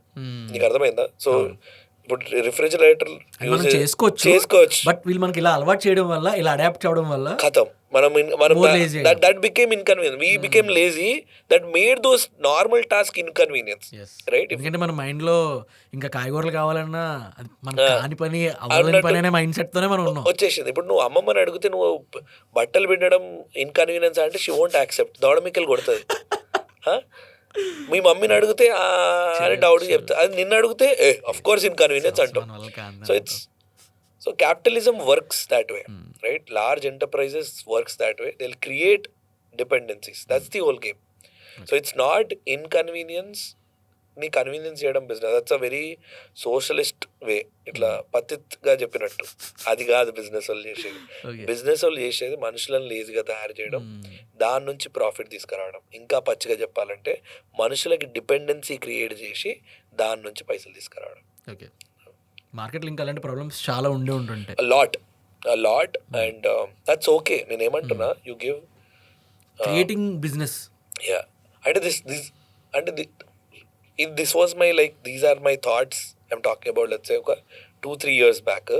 Last 3 months లో evolve అయిన ఒక something that I've learned is the more you think you're removing dependency, it's coming at a cost. ఆ కాస్ట్ కోసం you're doing more dependent jobs. అంటే నువ్వు హైదరాబాద్ లాంటి మెట్రో సిటీలో బతకాలి అని అంటే 8 hours పని చేయాలి. హైదరాబాద్లో నువ్వు చికెన్ బిర్యానీ తినాలంటే 8 hours ప్లస్ ఇంకో 10 నిమిషాలు పని చేయాలి. హైదరాబాద్లో నీకు ఒక 2 BHK ఫ్లాట్ రావాలంటే 8 hours ప్లస్ 2 hours పని చేయాలి. You think it is you're being conveniently happy, but you're inconvenient while you're working. So consumerism has a very different language. అంటే ఇప్పుడు ఫ్రిడ్జ్ నాతో కొనిపించి ఆ ఫ్రిడ్జ్ కోసం నేను పని చేస్తాను. ఫ్రిడ్జ్ ఎందుకు తెచ్చుకున్నా అంటే ఇప్పుడు నువ్వు బ్లింకిట్లో ఆర్డర్ పెడతావు. మామ నేను సూపర్ మార్కెట్కి వెళ్ళే టైం లేదు మామ, బ్లింకిట్లో ఇది పెట్టేస్తా, జుప్పును వచ్చేస్తుంది అంటూ. ఆ జుప్పును వచ్చేదానికి నువ్వు 40 రూపాయలు ఎక్స్ట్రా కడుతున్నావు అనుకో, ఆ 40 రూపాయల కోసం నువ్వు మళ్ళీ టైం స్పెండ్ చేస్తున్నావు కదా, ఆ 40 రూపాయలు ఎక్స్ట్రా సంపించడానికి. So it's very weird how cash flow works in our lives. So businesses should understand that. What I'm trying to say is, ఇదంతా బ్యాక్డోర్ లాజిక్. ఇది రెగ్యులర్ పీపుల్కి ఎక్కదు. అంటే వాడికి అర్థం కూడా కాదు. దందా చేసేటోడికి ఇది అర్థం కావాలా. ఇది నీకు క్లారిటీ ఉన్నప్పుడు నీకు తెలుస్తుంది దందాలు ఎట్లా క్రియేట్ చేస్తారు అని. ఫ్రిడ్జ్ క్రియేట్ చేసి, వాషింగ్ మెషిన్ క్రియేట్ చేసి, స్టవ్లు, అవెన్లు, మన ఏమంటారు ఆ సింకులు అన్నీ ఎలక్ట్రిక్ చేసి అవన్నీ ఈఎంఐ తీసుకొని ఆ ఈఎంఐల కోసం బతుకుతున్నాం. బేసిక్గా మనము కష్టపడి మనకు కన్వీనియన్స్ ఉందనుకొని ఓ ఏసీ కొంటాం. నువ్వు వాళ్ళు టెక్నికల్గా పడుకునేటప్పుడు తప్ప దాన్ని ఎప్పుడు ఎక్స్పీరియన్స్ చేయవు. మిగతా 16 గంటలు ఏం చేస్తావు? ఏదో నువ్వు బయట ఉంటావు, 8 గంటలు ఆఫీస్లో పనిచేస్తావు. ఏసీ ఎవరి కోసం కొన్నావురా అంటే నేను పడుకునేటప్పుడు వరకే కొన్నావు. కానీ ఆ ఏసీ అక్కడ ఉండడానికి, అంటే మిగతా 16 గంటలు ఉండడానికి కూడా నువ్వు వేరొనికి పని చేస్తున్నావు. ఆ ఈఎంఐ కట్టడానికి వేరొనికి పని చేస్తున్నావు. సో ఈ లాజిక్ అర్థం కాదు. It is very controversial for people who are like regular పీపుల్కి. బట్ దందావుడికి ఇది అర్థమైంది అనుకో, he will look for opportunities very can create money. అంటే ఇప్పుడు యంగ్స్టర్స్ ఈ స్టార్ట్అప్ని ఎక్కువ ఫ్యాన్సీ చేసి మీకు అనిపిస్తుందా? అఫ్ కోర్స్ అనిపించడం అది నిజం. It's very depressing. అంటే ఇంకొకటి ఏంటంటే హర్డ్ మెంటాలిటీ రావద్దు. The way businesses and startups functions be that black sheep. Herd నుంచి బయట ఉండేదాన్నే the people who stand out. But ఇందులో కూడా హర్డ్ మెంటాలిటీ వచ్చేసింది అనుకో. ఇప్పుడు ఐవ్ సీన్ ఇప్పుడు మనకున్న ఇంక్యుబేటర్స్లలో పిల్లలు ఈవెంట్స్కి పోతున్నాం, ఇక్కడో ఈవెంట్ అవుతుంది, ఆ ఈవెంట్కి వెళ్తున్నాం, అక్కడో ఈవెంట్ అవుతుంది, ఆ ఈవెంట్. వాడు ఫండమెంటల్ రెవెన్యూయే సార్ట్ కాల, వాడు బేసిక్సే సార్ట్ కాలే. He seeking exposure. When the exposure really comes, you're not ready. అప్పుడు పైసలు రావు కదా, అప్పుడు నీకు డిమోటివేట్ అయ్యి అట్లా ఈవెంట్స్కి పోతూనే ఉంటావు, వాళ్ళు కొడుతూనే ఉంటారు. దాని తర్వాత నువ్వు డిమోటివేట్ అయిపోతావు. మరి లాస్ట్కి ఇక నువ్వు విల్ బి లైక్ అరే ఫక్ ఆల్ ఇదంతా వర్కౌట్ కాదు బై, జాబ్ చేసుకుంటావు. So what herd mentality is doing to people is it is killing the aspiration for startups. So it is very important for them to understand the mind set, what it is needed. The more ఈ ఫ్యాన్సీనెస్, ఈ గ్లామర్ని, ఈ గ్లిటర్ని తీసుకొచ్చేసరికి ఏంది అని అంటే people are fantasized about this glitter. And మామ ఇక అంటే తప్పు, కానీ పచ్చళ్ళు పొళ్ళు అమ్ముకుంటా కూడా స్టార్టప్స్ బిజినెసెస్ని ఫ్యాంటసైజ్ చేయడం. CEO ఫౌండర్ సాలిడ్ బిజినెస్, అది మంచి పైసలు సంపాదించుకోను. Don't put up tags, enterprise tags అవసరం లేదు దానికి. So don't, what it does, ఇదేం చేస్తుందో చెప్తా. I'll tell you. అంటే it sounds very adamant or very over headed ఇలాంటి లాంగ్వేజ్ నేను వాడుతున్నప్పుడు. కాకపోతే దిస్ ఇస్ వెరీ నెసరీ. నువ్వు చిన్న ప్రాబ్లమ్స్ సాల్వ్, పచ్చళ్ళు పళ్ళు లాంటిది ఇలాంటివి, లేదా దోశ బండో లేదా షవర్మా పాయింట్ ఇలాంటి ఏదో లాంచ్ చేసుకున్నావు. ఒక రీల్ ఫేమస్ అయింది చూడు, వాడు వడాపావ్ అమ్ముతుంటాడు రోడ్డు మీద, చిన్న రేతి ఉంటుంది. నీ కో-ఫౌండర్ ఏం చేస్తుంటే పక్కన బాసనలు దొమ్ముతూ ఉంటాడు. వాడు కో-ఫౌండర్ లాగా ఇంట్రడ్యూస్ చేస్తాడు. అంటే this is a joke, this is a very అంటే for the pain that we're going through, right, to solve a problem, and you're showing this, when you're fantasizing about this, it is very disrespectful for people like us. As ante not nenu kaadu, people who are trying to solve a large problems, right? Chaala tappadi, and it creates a very wrong notion within the industry that create that repercussions through. ఇప్పుడు we are seeing, right, we as a Hyderabad we don't have $1 billion company in last 6-7 months. ఎన్ని unicorns ఉన్నాయి? 1-2 unicorns. ఎప్పుడు అవి? 10 ఏళ్ళ back story మాట్లాడుతున్నాం మనం ఇప్పటికి కూడా, right? If you don't seriously put effort towards changing this, we're not gonna evolve, and it is very important for them to learn to distinguish between solving a large problem and with utmost humbleness చెప్తున్నా. If you are doing that, అంటే ఇప్పుడు పచ్చళ్ళు పొళ్ళు కానీ, shawarma కానీ, చిన్న restaurant కానీ, చిన్న బండి కానీ, ఏదైనా utmost respect. But if you try to over sell it, if you try to look at the scale which doesn't exist, you're doing harm to yourself and to the community. కొంచెం serious అయిపోయిందా? అదే అంటే ఇక్కడ point ఏంటంటే చాలా sensitive. అంటే అమ్మిన వాళ్ళని డిస్రెస్పెక్ట్ చేద్దాం అనే పాయింట్ కాదు ఇక్కడ. ద పాయింట్ ఏంటంటే వీళ్ళు అర్థం చేసుకోవాలి. The whole point is to address people. అంటే ఎందుకు చేసుకోవాలి అని అంటే, దట్స్ ది ఓన్లీ వెన్ మన మన మన దేశానికి, మన స్టేట్కి, మన సిటీకి ఉన్న ప్రాబ్లమ్స్, మనం ప్రాబ్లమ్ సాల్వర్స్ కావాలి. అండ్ వాడికి ఒక ఎస్టీమ్డ్, ఇప్పుడు నేనున్నా అనుకో, నేను జీవితంలో ఏదో పెద్ద ప్రాబ్లం పొడి చేసిన అనుకో, నిజంగా సాల్వ్ చేసిన అనుకో, నాకు ఘోరం రెస్పెక్ట్ వస్తుంది కదా. ఇప్పుడు చిరంజీవి, పవన్ కళ్యాణ్ వీళ్ళందరూ చాలా చాలా స్ట్రగుల్ చేసి ఒక బెంచ్ మార్క్ ఎస్టాబ్లిష్ చేసి వాళ్ళు ఆ పొజిషన్లో ఉన్నారు. అందుకే కదా వాళ్ళకి అంత మాస్ ఫాలోయింగ్, అంత ఇది like the amount of work they put is humongous. అంటే వాళ్ళు ఎంత పెయిన్ గో త్రూ అయ్యారు, వాళ్ళ స్కెడ్యూల్స్, సినిమా స్కెడ్యూల్స్ అయితే అట్మోస్ట్ టఫ్. 2 o'clock 3 o'clock వరకు షూట్ చేస్తారు. మనం ఏం చేసినాం దాని తర్వాత? మళ్ళా నేను ఇన్ఫ్లుయెన్సర్ అయ్యి చెప్తున్నా ఈ మాట, ఇన్స్టాగ్రామ్ ఇన్ఫ్లుయెన్సర్లను కూడా అదే బెంచ్ మార్క్లో పెడుతున్నాం. ఆబ్వియస్లీ పీపుల్ అంటే క్రింజ్ కాంటెంట్ చేస్తూ కూడా జీవితంలో ఏ పెయిన్ చూడనోడు కూడా వాడిని ఆ పెడెస్టల్లో పెడుతున్నాం. అంటే ఏంటి? ఒకటే అవార్డ్ షోకి నువ్వు చిరంజీవి, పవన్ కళ్యాణ్ లాంటి వాళ్ళని పిలిచి, ఇన్స్టాగ్రామ్లో రీల్ పెట్టుకునేటోని పిలిచి నువ్వు రెస్పెక్ట్ ఇస్తే వాడికి డిస్రెస్పెక్ట్ చేసినట్టే కదా. Obviously would people will be looking for working hard or creating real value or becoming an influencer? I'm saying this as an influencer, right? It's the same thing for startups who are trying to solve a large problem and people who are not. It's a choice. తప్పులేదు, నేను నిర్మోహమాటంగా చెప్తున్నాను. నేను కూడా ఒక restaurant, ఇప్పుడు రీసెంట్గా మేము రెస్టారెంట్ కొన్నాం. తప్పులేదు, హ్యాపీగా చేసుకో, పైసలు సంపాదించుకో. ఆనెస్ట్లీ మాకన్నా నువ్వే ఎక్కువ పైసలు సంపాదిస్తావు. కానీ if you try to fantasize it and scale it beyond its limits, it's something that is very unfair to entrepreneurs who are actually working their asses off to solve a large problem. Let's talk about cringe content. According to you అసలు cringe content అంటే ఏంటి? Entertainment is ఏదైనా నువ్వు entertain చూసాయి ఘోరం ఉందా, నవ్వుందిరా అనుకుంటా మజాక్ చేసుకుని నవ్వుకోవడానికి ఒకటి. కానీ ఇప్పుడు నాలెడ్జ్ కూడా కాంటెంట్ కన్జంప్షన్లోకి వచ్చేసింది. పిల్లలకు కూడా ఇప్పుడు అంటే యువర్ ఐ బాల్స్ ఎగ్జాంపుల్ నేను చెప్తా. ఇంతకుముందు మన కళ్ళకున్న టైం 24 గంటలు అంటే 8 గంటలు పడుకొని 8 గంటలు క్లాసులలో ఉండి, క్లాసులలో అంటే టీచర్ మీద బోర్డు మీద మాత్రమే ధ్యాస ఉండి, ఇంకో 8 గంటల్లో 2 గంటలనో టీవీ చూసి, మిగతా గంటలలో ఆడుకోవడమో లేదా బుక్స్ చదువుకోవడమో ఏదో యాక్టివిటీస్ చేసుకుంటూ ఉంటుండే.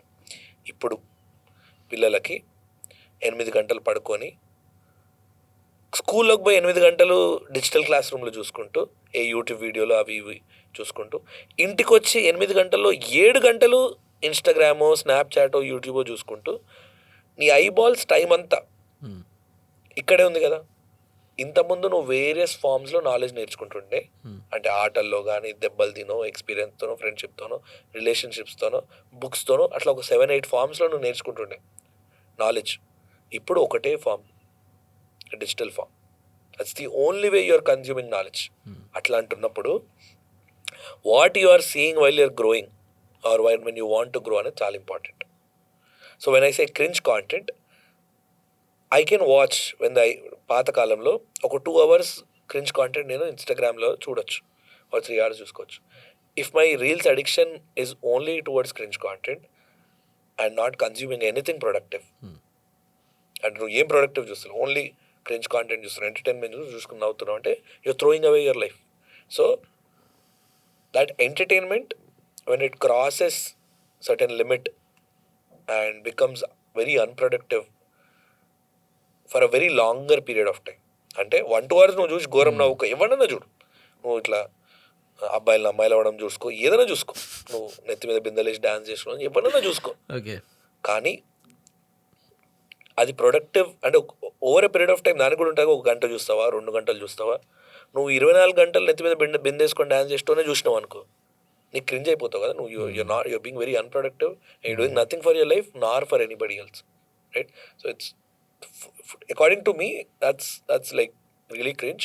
And it is very important that we put our eyeballs where we are putting to be also productive for a very good amount of time. Because ఈ ఇన్స్టాగ్రామ్ కానీ యూట్యూబ్ కానీ మనల్ని చాలా ఇన్ఫ్లుయెన్స్ చేస్తాయి. So ఆ influence చేసే టైంని మనం ప్రొడక్టివ్గా యూజ్ చేసుకుంటే డిఫరెంట్ అట్లీస్ట్ సంథింగ్ మనకి హెల్ప్ అవుతుంది. ఇట్ షుడ్, ఎందుకంటే నువ్వు the way you consume information change అయ్యింది. when it changed, you also have to be conscious. మనకి ఏమైపోయిందంటే చిన్నప్పుడు టీవీ చూస్తున్నాం, ఇప్పుడు ఇన్స్టాగ్రామ్ చూస్తున్నాం అనుకుంటారు. చిన్నప్పుడు టీవీ నువ్వు అర్ధగంట మాక్సిమం గంట చూసేది. ఇది ఒక ఎపిసోడ్ అలా నేను బింజ్ వాచ్ సిరీస్ చేస్తున్నాం మనం, ఇంక్లూడింగ్ మీ. నాతో కలిపి చెప్తున్నా నేను ఇంత ఏదో సోది చెప్తున్నా కానీ, అంటే ఇట్లా జ్ఞానిస్తున్నట్టు చెప్తున్నా కానీ నాతో కలిపి ఐ రియలైజ్డ్ విత్ టైమ్ నేను ఎలాంటి కాంటెంట్ చూస్తున్నా. అండ్ వీ ఎవాల్వ్డ్, అట్లీస్ట్ నా ఏజ్ వాళ్ళు 27 right now, we evolved the way social media penetrated into our life. From the Nokia phone to today's iPhone, we've seen social media etla grow అయింది. ఇంతకుముందు charts వరకు ఉండే, అంటే school నుంచి వచ్చి లేదా కాలేజ్ నుంచి వచ్చి ఒక 1/2 hour ఇంటర్నెట్ దొరికితే ఓ గొప్ప అన్నట్టు, లేదా వారానికి ఇంటర్నెట్ కెఫేకి వెళ్ళి 2 చాట్స్, రోజు మన ఫ్రెండ్ కలుస్తాం. నేను సండే రోజు వెళ్ళి ఫ్రెండ్కి ఒక ఫేస్బుక్లో ఒక చాట్ పంపేయగానే, అరే మామ నేను చాట్ పంపించిన చూసినావా. అక్కడ నుంచి లైఫ్లో ఉన్న చాలా క్రిటికల్ డిసిషన్స్ డిస్కషన్స్ కూడా సోషల్ మీడియాలోనే చేస్తున్నాం మనం, right? So we've seen it through కదా. And now the next generation is consuming knowledge 100%, and they're relating it to the TVs that we have seen. What they're forgetting is the amount of time we committed to that particular thing, and the way we are committed entirely today.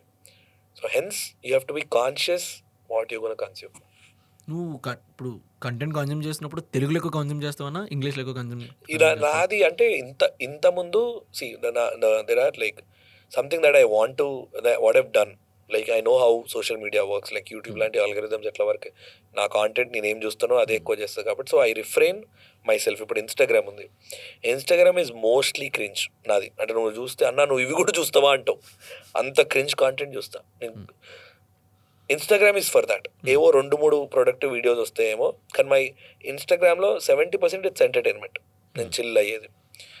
YouTube is purely productive knowledge. Very rarely ఒక 10-15% cringe content వస్తుంది, you cannot resist.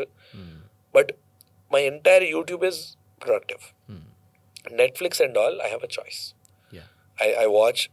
I watch Naruto కావాలంటే, లేదా big bang theory, friends లాంటివి చూస్తా, which is both relaxing and also a lot to learn.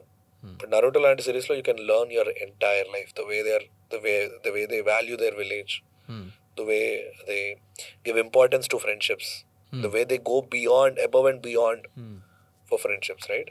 While you're getting entertained, you're learning values while you're getting entertained. So Netflix, Amazon, I choose shows that I have fun but also learn.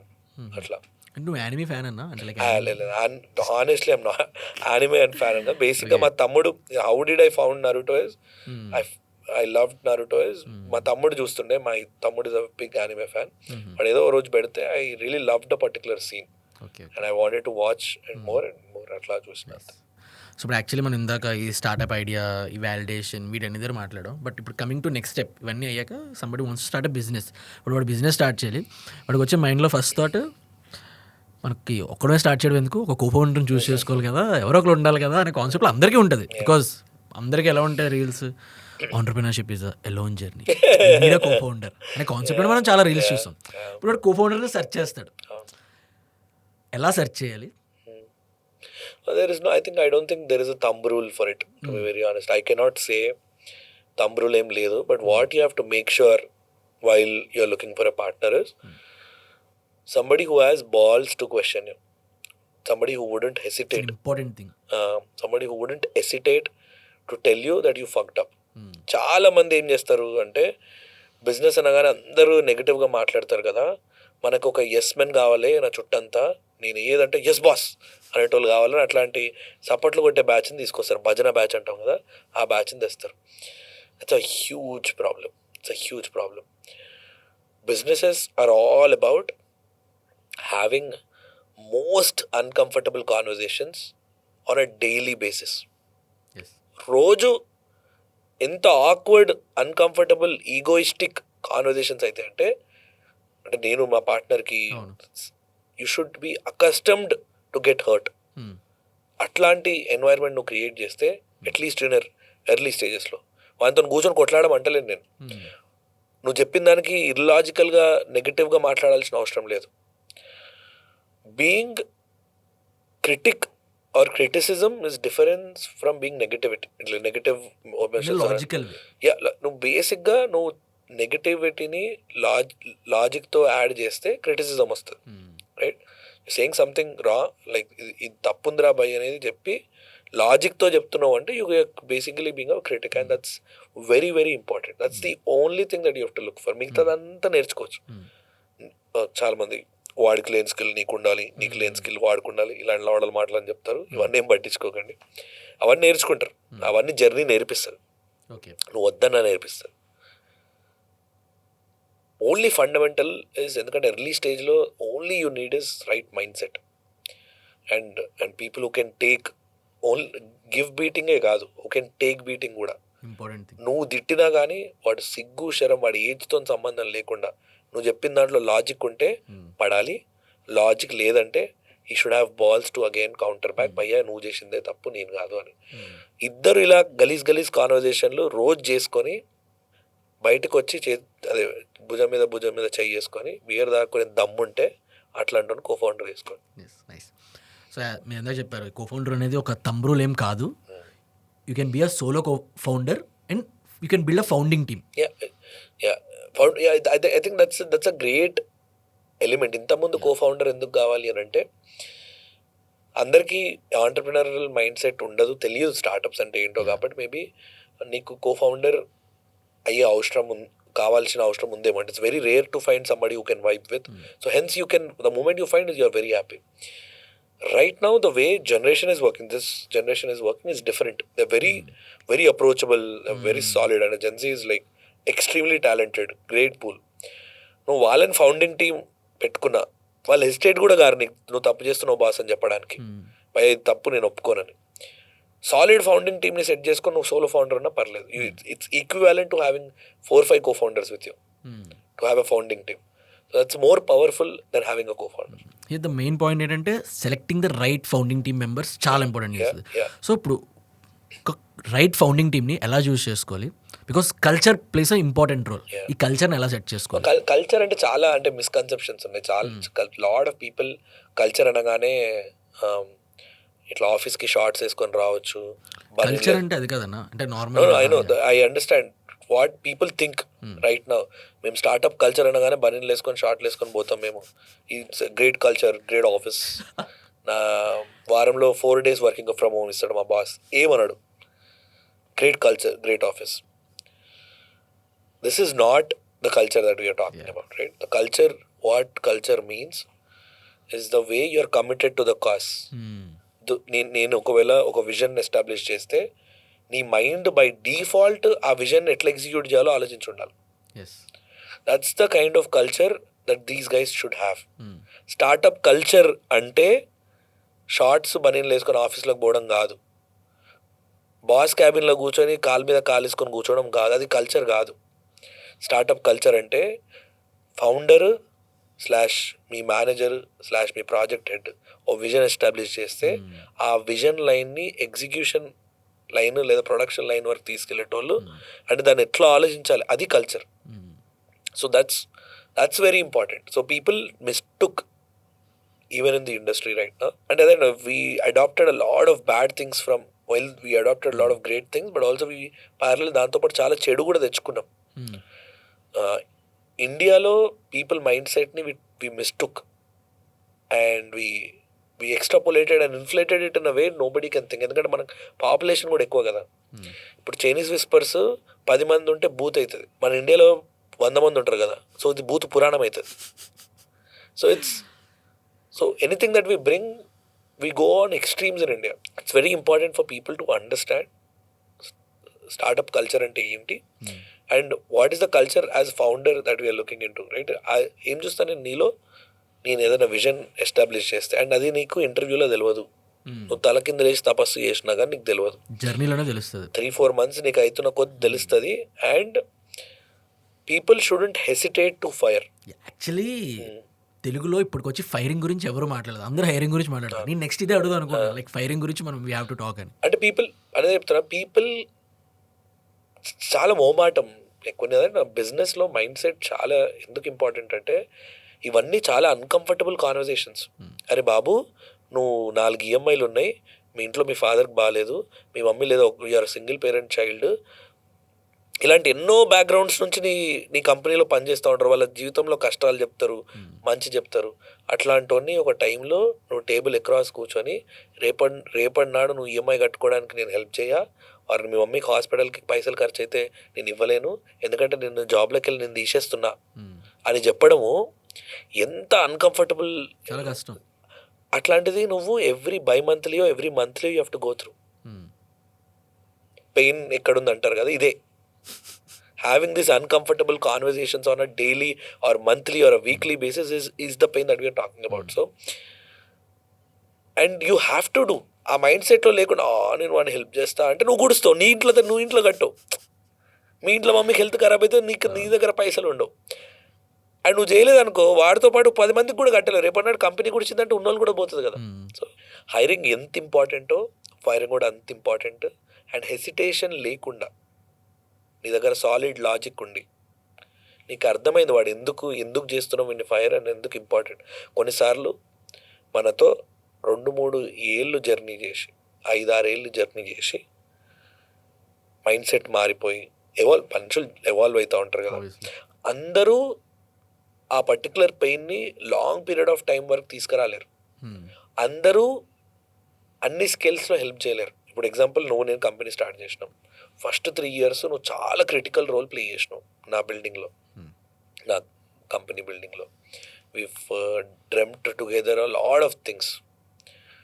4th yearకి వచ్చేసరికి నీకు అర్థమైంది, భయ్యా వీడితో అయ్యేటట్లేదు, నిఖిల్ గారు ప్రతి దాంట్లో ఏలు పెడుతున్నాడు కానీ ఏం అవుతలేదు, ఈ లెవెల్ ఆఫ్ బిజినెస్ వీడితో హ్యాండిల్ అవుతలేదు అని నీకు రియలైజేషన్ వచ్చింది.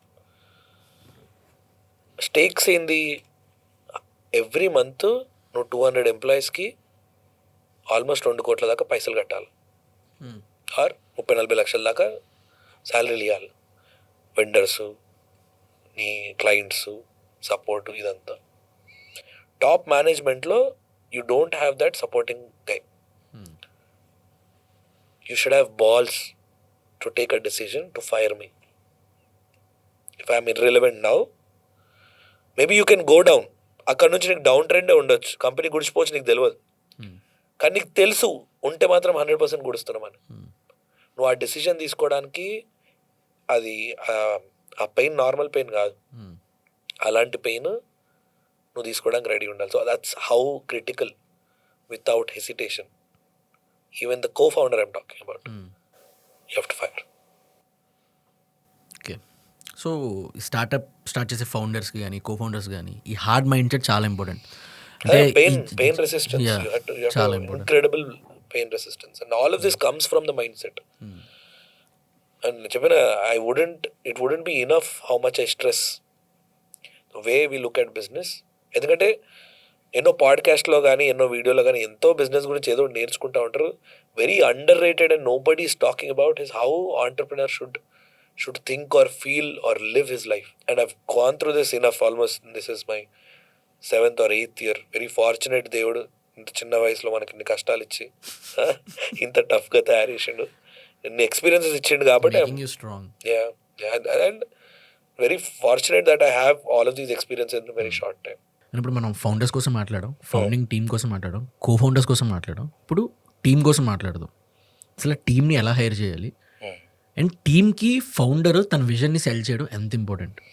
అంటే నేను సంథింగ్ దట్ ఐ అంటే నా లైఫ్లో one of the greatest teams that I've seen was, అదే ప్రత్యూష్ అన్న ఉన్నాడు కదా, వాళ్ళ టీమ్ యానిమల్స్ రా. అంటే టీమ్ హైర్ చేస్తే ఇట్లా హైర్ చేయాలి, ఆర్ టీమ్ బిల్డ్ చేస్తే ఇట్లా బిల్డ్ చేయాలి. So the way he particularly handles his team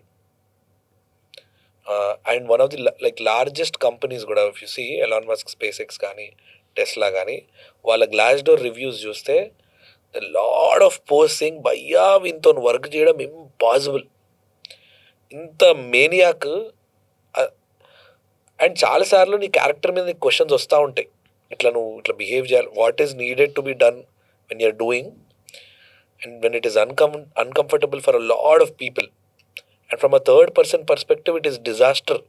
For example, నువ్వు నా టీం మెంబరు, నీకు పని చెప్పిన, రే వంశీ వెళ్ళి ఛాయ్ తీసుకురాపు అని, నువ్వు షుగర్ మర్చిపోయాను, మిల్క్ కూడా మర్చిపోయాను, మొత్తం డికాషన్ తెచ్చిచ్చాను. ఇప్పుడు నేను భయ్యా కన్నులు, నువ్వు వెళ్ళి మిల్క్ దే, షుగర్ దే అని చెప్పొచ్చు. నువ్వు పోయినావు, ఈసారి మిల్క్ పోయి షుగర్ మర్చిపోయాను. ఇప్పుడు నేను మళ్ళా నీకు బొయ్య గుజ్జులు కన్నులు అని చెప్పింది అనుకో, నువ్వు ఏదో స్పూనో కప్పో మర్చిపోతావు, లేదా వేడి చాయ్ తీసి ముఖాన కొడతావు.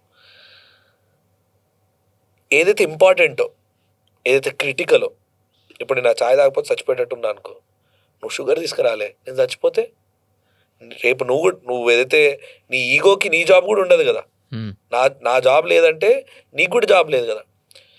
So it is very important that to convey how critical founder job ఏంటంటే తిట్టడం కాదు, బెస్ట్ పాసిబుల్ వేలో నీ ఎంప్లాయ్, వాచ్మెన్ దగ్గర నుంచి నీ మిడ్ మేనేజ్మెంట్, టాప్ మేనేజ్మెంట్ వరకు వాడు ఆ సిస్టంలో ఎంత క్రిటికల్ అనేది వాడికి కన్వే కావాలి. ఓకే, వాడికి ఎంత క్రిటికల్ అనేది వాడికి కన్వే అయిందనుకో. ఇప్పుడు ఎగ్జాంపుల్, మా ప్రతిష్టాన వాళ్ళ ఆఫీస్లో ఒకవేళ మీడియం లెవెల్ ఆర్ లో లెవెల్ ఎంప్లాయీ మిస్టేక్ చేసినా స్టేట్ ఫినాన్స్ మొత్తం ఆగిపోద్ది, అంత క్రిటికల్.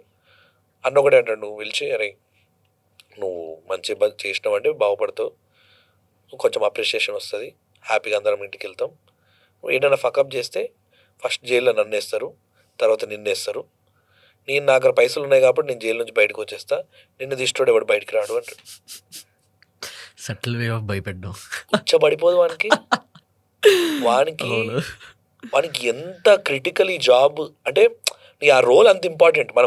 మనం చేసే స్టార్టప్లలో అందరికీ అంత క్రిటికల్ రోల్స్ ఉండవు, కానీ ఐమ్ టెలింగ్ యూ అంత సెన్సిటివ్ క్రిటికల్ రోల్ని నువ్వు ఎంత ఈజీగా కన్వే చేయగలుగుతావు, వాడు ఎంత ఇంపార్టెంట్ ఈ సిస్టమ్కి అని. అండ్ ఇప్పుడు మా దాంట్లో కూడా something that I've learned and I gone back and implemented in my company and it worked. ఏవో మా లాజిస్టిక్స్ హెడ్ ఉంటాడు, ఏవో రీజన్స్ చెప్తా ఉంటాడు, రే భయ్యా ఇది ఎందుకు పని కాలేదంటే నేను తిడతా ఉంటా వాడిని, ఏ వేస్ట్ కానీ విరానితో పని కాదు అది అని. ఎప్పుడు ఇంప్రూవ్మెంట్ రాలే. The moment I've told him how critical it is అంటే, వాడు ఆ పర్టికులర్ ప్రోడక్ట్ ప్రాపర్గా డెలివరీ టైంకి చేయకపోతే టాటా నుంచి కంటిన్యూస్ ఫీడ్బ్యాక్లు ఇంపాక్ట్ అయ్యి మనకు వచ్చే ఇంత రెవెన్యూ ఆగిపోయి రేపటి నాడు నీకు జాబ్లో శాలరీ ఇచ్చే పరిస్థితి కూడా ఉండదు, నీతో పాటు ఇంకో 40-50 మందికి వాళ్ళు ఈఎంఐలు కూడా కట్టుకోలేరు, వాళ్ళ ఇంట్లో ఏవో ప్రాబ్లం ఉంటాయి, అవన్నీ నీ వల్లనే అవుతాయి అని వాడికి చెప్తే వినడానికి భయంకరంగా ఉన్న వాడి జాబ్ రోల్ అంత critical. And that will impact, and that there is more chances that it will happen. And the moment he realized that how important వాడి ఈగో సాటిస్ఫై అవుతుంది, నేను ఇక్కడ ఉంటున్నందుకు ఇంత గొప్ప కార్యం ఆయన చేసేది అనిపిస్తుంది.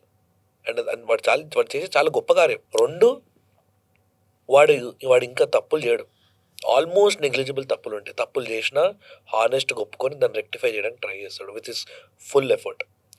So this is how you must build teams, by telling them how critical their roles are in this particular system and making them understand what this vision will convert into and what is their role in it. Importance of the role. Yeah. And ఇప్పుడు for example నువ్వే కానీ టీంలో ఎవరైనా ఒక team మెంబర్ని hire చేస్తే వాళ్ళు ఏం qualities చూస్తాను అంటే there are levels of hiring. Top management like my founders team ఆ లెవెల్లో హైర్ చేస్తున్నాను, I only look for mind set. నాకు మైండ్ సెట్ తప్ప ఇంకేం అవసరం లేదు. మిడ్ లెవెల్ మేనేజ్మెంట్ చూస్తున్నాం అనుకో, మనం ఏదైనా విజన్ ఎస్టాబ్లిష్ చేస్తే కళ్ళు మూసుకొని 100 వాడు దాన్ని ఎగ్జిక్యూట్ చేసే స్కిల్ ఉందా లేదా చూస్తాం.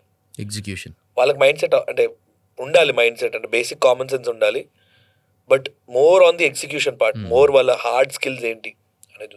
అంటే ఆన్ ది ఫ్లోర్ ఉండి వర్క్ చేసే ఎగ్జిక్యూషన్ స్కిల్ ఉండాలి. ఎస్, గ్రౌండ్ లెవెల్ మేనేజ్మెంట్ పైన వాళ్ళు చెప్పినట్టు సిద్ధతగా పనిచేసే వాళ్ళు కావాలా. లో లెవెల్ మేనేజ్మెంట్కి మోస్ట్లీ మేనేజ్మెంట్ లో లెవెల్ ఎంప్లాయీస్కి మోస్ట్లీ భయమే పనిచేస్తుంది. ఓకే, వాడికి వెళ్ళి నువ్వు విజన్ అన్నావంటే సర్లే బాగా చెప్పావు మాకు తెలియదా అనుకుంటూ వెళ్ళిపోతాడు. వాడు శాలరీ కోసమే వర్క్ చేస్తాడు. అంతే వాడి motivation is that. For example నువ్వు పియర్ని పిలిచి యాక్చువల్లీ సార్ నీకు ఈ మంత్ 8,000 ఇవ్వలేను, నీకు ఈసాప్స్ ఇస్తా అంటే వాడి ఇంటికి వెళ్ళి పాల ప్యాకెట్లు కొనుక్కొని సార్ మీరు ఈసాప్స్ యాక్సెప్ట్ చేస్తారా అంటే షాప్ ఓనర్ దౌడమికి వెళ్ళి కొడతాడు. సో వాడికి అదంతా అవసరం లేదు, అక్కడ వాడి కల్చర్ అవసరం లేదు. వాడి పని నీ గెస్ట్లు వచ్చినప్పుడు నీళ్ళు తెచ్చిచ్చుడు, ఏవో చిన్న చిన్న జిరాక్స్ మెషిన్లు అటు ఇటు జరుపుడు, ప్లాంట్ని కొంచెం అటు ఇటు జరుపుడు, విండోలు తుడుచుడు, వాడి పని అదే. వాడికి ఆ పని ఒక్కటి మంచిగా చేస్తే చాలు. వాడు ఆ విండోలు తుడవకుండా దాని మీద విజన్ ఐడియాస్, వీళ్ళు కోడింగ్ చేయలేకపోతారు కాబట్టి ఓవర్ నైట్ కూర్చొని ల్యాప్టాప్ ఓపెన్ చేసి నేను కోడింగ్ చేస్తా అనుకోవడం, ఇలాంటివి చేయొద్దు.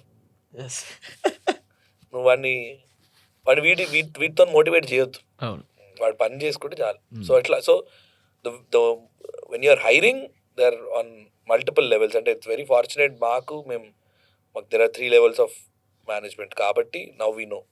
ఇప్పుడు వీ రెడ్యూస్డ్ అవర్ టీమ్. కానీ ఇంతకుముందు when we were at our peaks we were like top management, mid management, that's where we fucked up కూడా. ప్రతి ఒక్కడికి విజన్ ఎస్టాబ్లిష్ చేయాలి, ప్రతి ఒక్కడికి కల్చర్ అర్థం కావాలంటే కాదు. ఎస్టాబ్లిషింగ్ విజన్ అంత ఈజీ కాదు, అన్నెసరీ అంటున్నా నేను. లైక్ వాళ్ళకి నువ్వు యుల్ కన్ఫ్యూజ్ దెమ్. అవును, వాడు జాబ్ వదిలేసి ఊళ్ళో బతుకుతా ఉన్నాడు అంటే రేపు నిఖిల్ అన్న లంబర్గిని కొన్నాడంటే మనము చిన్న ఫెరారియో తర్వాత రాయల్స్ రాయిస్ ఏదో కొంటే వాడు కోడ్ చేయడు, వాడు పని కోడ్ చేయడం, అది వదిలేసి ఇట్లాంటి విజన్లలో తిరుగుతుంది. So there should be only one dreamer and like 4 or 5 people who will co-dream with you and try to execute, and everybody execute చేయాలి, మిగతా వాళ్ళందరూ పని చేయాలి. స్టార్టప్స్ కోసం, టీమ్ కోసం అన్నీ మాట్లాడడం. Let's talk about shark tank గురించి కోసం కొంచెం మాట్లాడదాం. ఎందుకంటే ఇప్పుడు తెలుగులో ఎవరితో షార్క్ ట్యాంక్ గురించి మాట్లాడాలన్నా మాకున్న ఓన్లీ ఆప్షన్ నిఖిల్ అనాలే. ఇప్పుడు మనం చూస్తాం కదా షార్క్ ట్యాంక్లో కొన్ని బ్రాండ్స్ ఉంటాయి. అంటే లైక్ చాలా బ్రాండ్స్ ఎలా అంటే చైనా నుంచి ప్రోడక్ట్ పట్టుకొచ్చి ఇక్కడ ఇండియాలో అమ్ముతారు, 100 crore రెవెన్యూ చేసిందని చెప్పి అక్కడ అడ్మిట్ చేస్తారు. అది నిజంగా ట్రూవా లేదా బ్లఫ్ చేస్తారా? They can do and they can bluff also. Nobody will validate. But on a national platform if you do that there is a lot of credibility issues. అంటే చేస్తారని చెప్పట్లేదు, చేసే ఛాన్స్ ఉంది. అంటే ఈ బ్యాక్ ఎండ్ లో ఒక వచ్చినప్పుడు ఆ వెరిఫికేషన్ బేసిక్ డ్యూ డిలిజెన్స్ చేస్తారు. ఇప్పుడు నువ్వు రెవెన్యూ చూపించమంటారు, ప్రొవిజనల్ బ్యాలెన్స్ షీట్ చూపిస్తావు. ప్రొవిజనల్ నువ్వు ఏదైనా చూపించవచ్చు, నీ పాత బ్యాలెన్స్ షీట్ లో ఏదైనా పెట్టొచ్చు. అంటే దానివల్ల వాళ్ళు ఏం డైరెక్ట్ ఫినాన్స్, ఇప్పుడు వాళ్ళు రేపు నాడు వాళ్ళు ఓకే అన్నా కానీ డ్యూ డిలిజెన్స్ సపరేట్ గా అవుతుంది కదా. ఈవెన్ షార్క్స్ నోస్ దట్ వీళ్ళు పంపించిన నెంబర్స్ ఏం నిజం ఏం కాకపోవచ్చు, కానీ ఎవరు ఆ అబద్ధాలు ఆడరనే హోప్ లో ఉంటారు అందరు. కానీ చెప్పే ఛాన్స్ అయితే ఉంది. You can also say and I think there couple of cases like that people who bluffed and eventually due diligence లో ఫెయిల్ అయిపోయి. కానీ నేషనల్ టీవీలో ఎక్స్పోజర్ వస్తుంది, ఇన్వెస్ట్మెంట్ వద్దు, నాకు వాళ్ళు ఏం పైసలు పెట్టాల్సిన అవసరం లేదు, జస్ట్ మార్కెట్ లో నా పర్సెప్షన్ ఫామ్ అయితే చాలు అనుకొని బ్లఫ్ చేసినా ప్రాబ్లం లేదు. చేసారు కూడా ఒక 2-3 అలాంటి ఉన్నారు. ఓకే, ఇప్పుడు నార్మల్గా మీ పోస్ట్ షార్క్ ఎక్స్పీరియన్స్ 2 years అయిపోయింది కదా. అంటే right now it is very sad to say, but the way we adopted D2C, maybe Shark Tank was also a very major role ఏమో అనిపిస్తుంది. Apart from, I'm very glad to be there, and it's very fortunate that only like very few people from Telugu states అక్కడ ఉండి we've done so well, right? It gave us a lot of exposure. Of course, that also ఇప్పుడు right now మేము ఈరోజు చేస్తున్న revenue next ఇప్పుడు ఈ year we are projecting to do some 22-23 crores in revenue. దీనికి ఏకైక కారణం షార్క్ ట్యాంక్లో మేము వచ్చిన ఎక్స్పోజర్. ఓకే. కానీ ఇంటర్నల్గా అంటే వెన్ యూ ఇంట్రోస్పెక్ట్ కంపెనీలో జరిగిన కొన్ని విషయాలు, ఇప్పుడు D2C the way we imagined and we thought shark tank వల్ల మాకు ఫస్ట్ 3 months 1.5-2 crores 3 crores అట్లా రెవెన్యూ వచ్చింది. అండ్ ఈవెన్చువల్గా అది ఫేడ్ అవుట్ అయిపోయింది.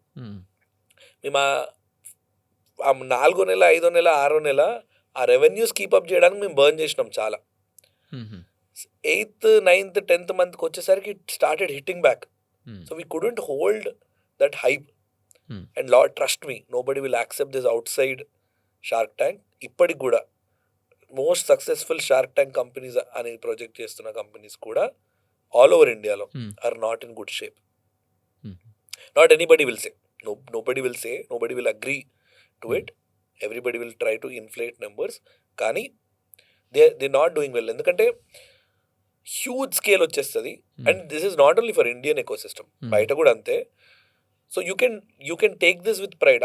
సరే బై, ఇట్స్ ఓకే, షార్క్ ట్యాంక్లో వచ్చినాం, మనం ఈ రెవెన్యూ వచ్చినాం. ఒకవేళ షార్క్ ట్యాంక్లో రాకపోతే ఇంతకన్నా గలీజ్ చేస్తుండొచ్చు, ఇంతకన్నా ఎక్కువ చేస్తుండొచ్చు. నువ్వు ఈరోజు మంచి చేయడానికి ఏకైక కారణం షార్క్ ట్యాంక్ అని అయితే అట్రిబ్యూట్ చేయలేం. But again it's once in a lifetime experience. I think everybody should go through it, but be more and more prepared. అది ఇచ్చే హైప్కి, అది ఇచ్చే డౌన్ ట్రెండ్కి నువ్వు ఎంత ప్రిపేర్ అయినా ఇట్స్ మళ్ళీ వాడు surprise out of the syllabus question మార్క్స్తో వస్తుంది అందా. కాబట్టి so it is very important to know how to ride that wave. చాలామంది తెలియక మునిగిపోతారు. అండ్ మేము కూడా ఆల్మోస్ట్ మునిగిపోయినాం. Somehow we managed and we stood afloat, and now we are doing well. But ఆ పర్టికులర్ స్పేస్ మాత్రం ఇట్ వాస్ వెరీ ట్రబుల్సమ్. ఇప్పుడు మీరు చెప్పారు కదా, పోస్ట్ షార్క్ ట్యాంక్లో మేము అన్ఎక్స్పెక్టెడ్, మీరు అనుకోకపోయినా ఆ రెవెన్యూస్ మీరు హిట్ చేశారు. సో ఆ రెవెన్యూస్ అప్పుడు మీరు మార్కెటింగ్ చేస్తున్నారు అప్పటికి? Shark tank first 3 months we didn't చేశారు. అంటే మార్కెటింగ్ అంటే we didn't spend money on marketing. ఈ పోస్ట్ షార్క్ ట్యాంక్ థింగ్ మీద మీరు మార్కెటింగ్ ఏం చేసుకోలేదు. సో ఇది చేసుకోకపోవడానికి బిగ్గెస్ట్ రీజన్ ఏంటన్నా? అంటే అది we didn't know. Okay. First we didn't anticipated that revenue. We thought that wave would be a little more longer. కానీ business లో it was very very evident. And మాది is a less once in a lifetime purchase. అవునవును, దానికి customers మళ్ళీ lifetime value is one purchase, right? మళ్ళీ purchase చేయరు. So వచ్చిన వాళ్ళందరూ ఎవరైతే షార్క్ ట్యాంక్ లో చూసి కొందాం అనుకున్న వాళ్ళందరూ ఫస్ట్ 3 నెలల్లో కొనేసారు.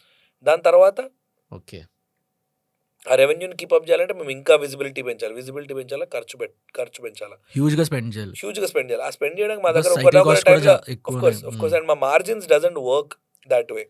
మేము ఆపరేట్ చేసేది 10% 12% జీపీ మీద, గ్రాస్ ప్రాఫిట్ మీద. మా నెట్ ప్రాఫిట్ అరౌండ్ 5-6%. మేము ఆపరేట్ చేసేది ఆ మార్జిన్ లో మేము 200% 300% స్పెండ్ చేయాలంటే ఇట్ వాజ్ ఇంపాసిబుల్. ఈ మోటరైడ్ లాంటి కంపెనీస్ చేశాయి, they spent a lot. Shark tank లో రాకపోయినా కానీ they were doing 600-700 bikes a month and doing 100-150 crores. ఇప్పుడు year I think they will be projecting 150 crores. They've done, but they have the appetite to spend because of funding. They had $3 million funding in the first phase. Then they raised a $20 million. Of course, the team that they have is incredible. అంటే I have no shame in accepting that they have done a great job.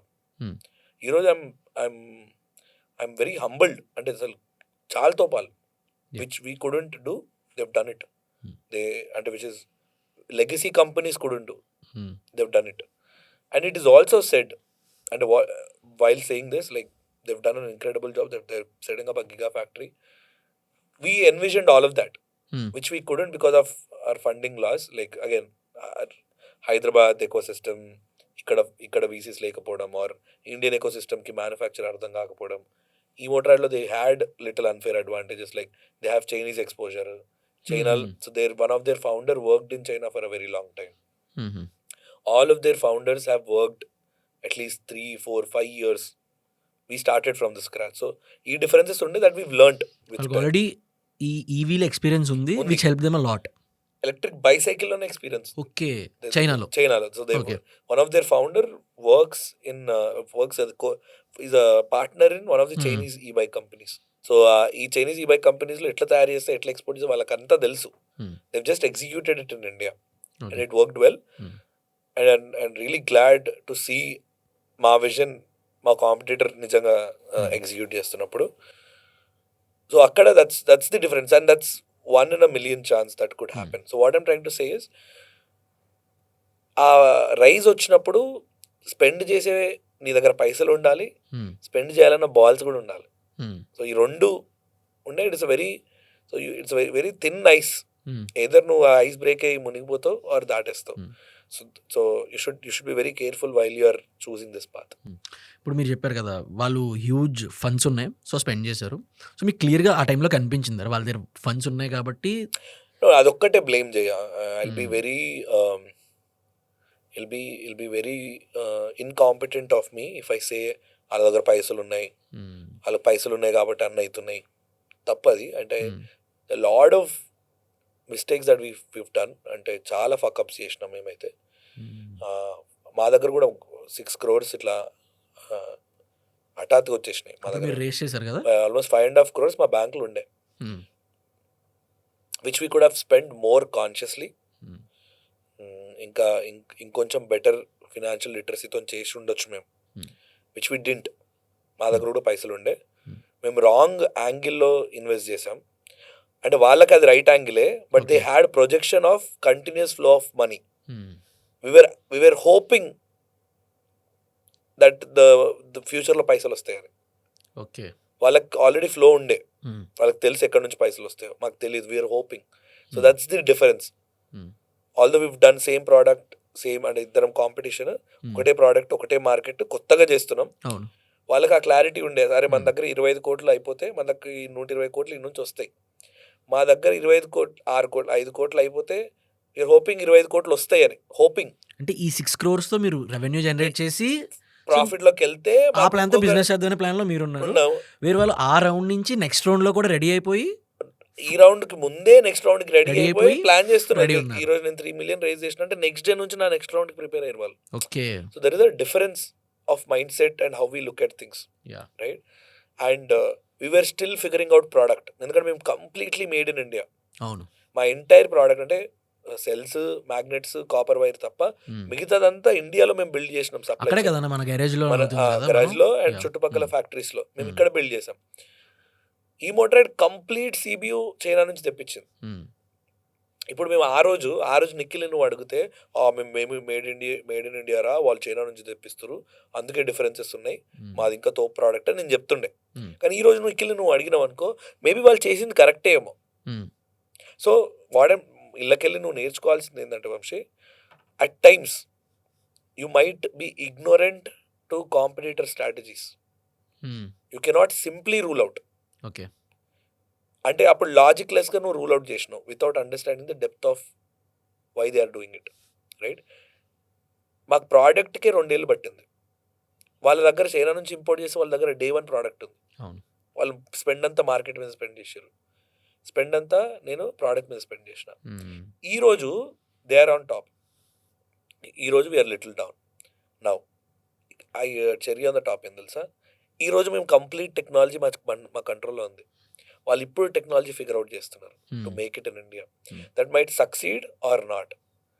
3 years down the line మళ్ళీ నాతో season మళ్ళీ version 2 part 2 podcast చేస్తే maybe we will be on top. Okay, they would be doing less revenue. They wouldn't be down for sure. They are too big right now to go down. But I think we can be above their revenues right now because we're supplying it to Tata Hero. వాళ్ళ దగ్గర already infrastructure ఉంది, వాళ్ళ technology ఒక్కటే missing. మా దగ్గర already technology ఉంది, మేము టాటా హీరోకి మేము టెక్నాలజీ ఇస్తున్నాం. They can beat EMotorad at any point of time. So ఏం నేర్చుకోవాలి మనము అంటే, we shouldn't be ignorant towards competitors' product or strategies. You have to understand to the deepest level why they are doing it and consciously take choices accordingly. నీ business మోడల్లో కానీ, నీ marketing స్ట్రాటజీస్లో కానీ, నీ ప్రోడక్ట్ ఇంప్లిమెంటేషన్లో కానీ, నీ రీసెర్చ్ అండ్ డెవలప్మెంట్లో కానీ, అండ్ ఏదైనా కాన్సిక్వెన్స్ నువ్వే భరించాలి. ఇప్పుడు ఈ రోజు నేను I cannot blame somebody else for my doings. So I should take full responsibility and I cannot say ఇంత ఇగ్నోరెంట్గా వాళ్ళ దగ్గర పైసలు ఉన్నాయి కాబట్టే వాళ్ళు చేసిరని నేను అనద్దు. It's a very stupid thing to say. You also had money, you also took decisions that are you own. So అదే ఏ టైంలో ఇట్ ఇస్ దాట్ వే అనమాట. సో ఇప్పుడు యాక్చువల్లీ ఈ జిహెచ్ఎం అనేది మేడ్ ఇన్ ఇండియా కాబట్టి, so Indian people made in India దాన్ని own చేసుకుంటారు బాగా. సో ఆ టైంలో మీరు మేడ్ ఇన్ ఇండియాని బాగా మార్కెట్ చేసుకుని ఉండుంటే హెల్ప్ అయ్యి ఉంటుంది. I don't think so. It's made in India. Sustainability is very privileged class products. You have to understand ground level consumer. అట్లయితే లావా, ఇంకేదో సెల్కాన్, మైక్రోమాక్స్ ఇవి హిట్ అవ్వాలి. ఏం ఫోన్ వాడుతున్నావు చెప్పు భయ్యా. అగ్రీ. సో పాయింట్ ఏంటంటే చాలా మంది మేడ్ ఇన్ ఇండియా కనెక్ట్ అయ్యారు, but it's a very privileged class option అంటున్నా నేను. సస్టైనబిలిటీ కానీ, ఎన్వైర్న్మెంట్ కానీ ఇండియా లాంటి మాస్ మార్కెట్ కి సూట్ అవ్వవు. ఇది వాళ్ళు ముందే రియలైజ్ అయ్యారు. అంటే ఇట్ డజంట్ మ్యాటర్. ఇమోట్రాడ్ చైనా నుంచి తయారు, వాళ్ళు బిల్ట్ ఇన్ ఇండియా అని పెట్టుకుని ఏదో అట్లా కానిచ్చేసారు. ఇదే చాలా బ్రాండ్స్ అలానే కదా, built in India, designed in India అని పెట్టుకుంటారు. Designed in India is still made in India technically. కానీ మేడ్ ఇన్ ఇండియా అంటే నువ్వు your entire at least 65 to 70% of your product should be made in India, which I think we don't know. నేను ఇప్పటికి కూడా comment చేయలేను because we're still alive, we're still doing revenue. We didn't close down our factories. They are also alive. Of course, there is Zameen Asman farak in their revenues and our revenues are 5 times bigger. But tomorrow we don't know. In next 3 years lo ippudunna projections ni chuste, I think we'll outgrow them in next 3 years to my assumption. Or we could fuck up. We don't know. So it's very, ippudu I cannot give an ultimatum. But ultimately మీరు work చేస్తున్నారు దాని మీద. Of course, that it's all you'll learn, you'll grow. I'll tell you, D2C మా దగ్గర ఉన్నప్పుడు we were 55 to 60 member team. Right now my team is some 8 people. 70 people ఉన్న 55 to 60 people including a part time అందరిని 70 మంది ఉన్నప్పుడు our revenues were around 5.5 to 6 crore. Okay. ఈరోజు 8 people తోని we will be clocking 22 crores.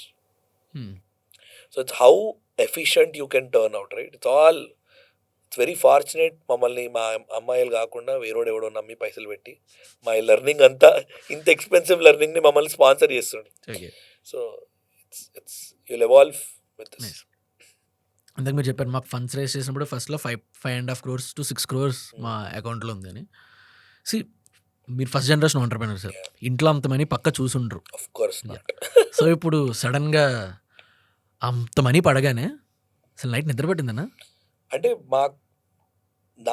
I think అంటే like ఎట్లాగూ పట్టదు మా జీవితంలో. అంటే it's for an entrepreneur it's almost impossible to. నీకు మంచి స్లీప్ సైకిల్ ఉందంటే నువ్వు ఏం బిక్తలేవని అర్థం బేసిక్గా. ఓకే. సో నీ లైఫ్లో ప్రాపర్ ప్రాబ్లమ్స్ లేవు, ఏదో లైట్గా అట్లా కొట్టేస్తున్నావు అనిపిస్తుంది. కానీ that particular moment you have to definitely, and we can touch base on this topic, that fundraising is not a milestone. Yes. Fundraising is, your milestone starts after fundraising. Fundraise చేసిన తర్వాత నీ first milestone set అవుతుంది. ఫండ్రైజింగ్ నీ milestone కాదు. that's I know this from day one కాబట్టి we are surviving today. ఈరోజు నేను ఆ ఫండ్ రైజ్లో ఒకవేళ కొట్టుకోబోయి ఉంటే, ఆ మైండ్ సెట్లో ఉంటే, I think we would have been closed down right now. Still surviving and beating, and it will be clocking a crazy amount of revenue next year. It was only because I knew this in big time that fundraising is not a milestone. Fundraising is first step to your validation. నీ idea పని చేస్తుందేమో అని ఒకడు అనుకున్నాడు అంతే. ఒకడే అనుకున్నాడు, లేదా 5 అనుకున్నారు, లేదా కంపెనీ అనుకుంది అంతే. స్టిల్ ప్రోడక్ట్ మార్కెట్లోకి వెళ్ళాలా, కన్జ్యూమర్ కొనాలా, నీకు రెవెన్యూ ఇవ్వాలా, నువ్వు ప్రాఫిట్ చేయాలా, ఆ ఇన్వెస్ట్మెంట్ రిటర్నో ఈసాప్సో ఏదో ఇవ్వాలి వాడికి. దాని తర్వాత నీ దగ్గర ప్రాఫిట్ తీసుకొని నువ్వు ఇంటికి వెళ్ళినప్పుడు నీ ఫస్ట్ మైల్ స్టోన్ అచీవ్డ్. దాని తర్వాత scale comes in various different. At least your first fund raise which is that 5.5 crore to us was not a milestone.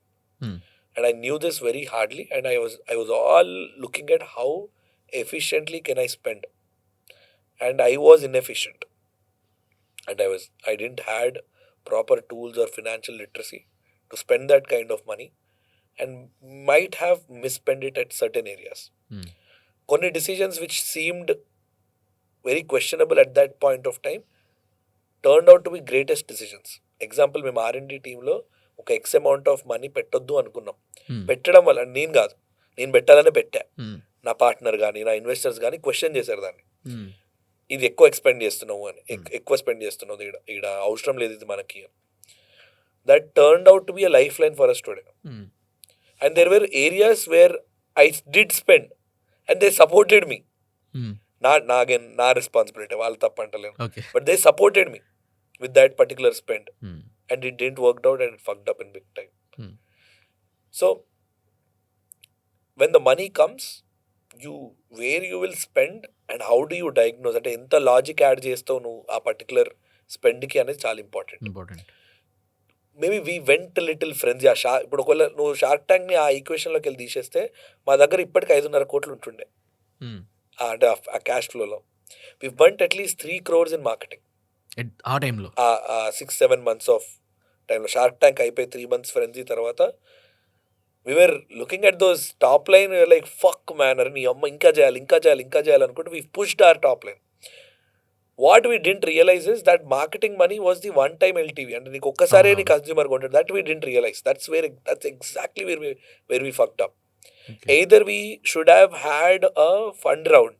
Shark Tank అవ్వగానే చాలా ఆఫర్లు వచ్చినాయి మాకు. We should have reached around getting in to that valuation game and maybe getting more product or more revenue or more fuel line. And the way we observed, అంటే నేను పర్టికులర్గా ఆ రోజు ఇండస్ట్రీని చూసే విధానం, later how we panned out.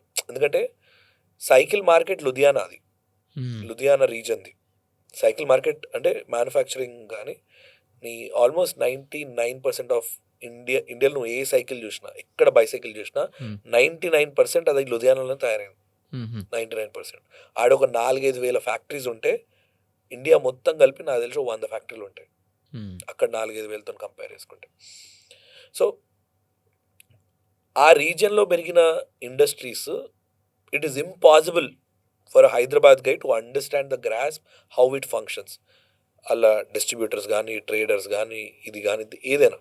ఎందుకంటే నీ డైలీ లైఫ్లో నువ్వు సైకిల్ మ్యానుఫ్యాక్చరింగ్ చూడలా, అండ్ నువ్వు ఆడికి వెళ్ళి ఒక వారం రోజుల్లో సంవత్సరం స్పెండ్ చేస్తే నీకు అర్థం కాదు. The only way that you can learn this is దెబ్బలు పడ్డం.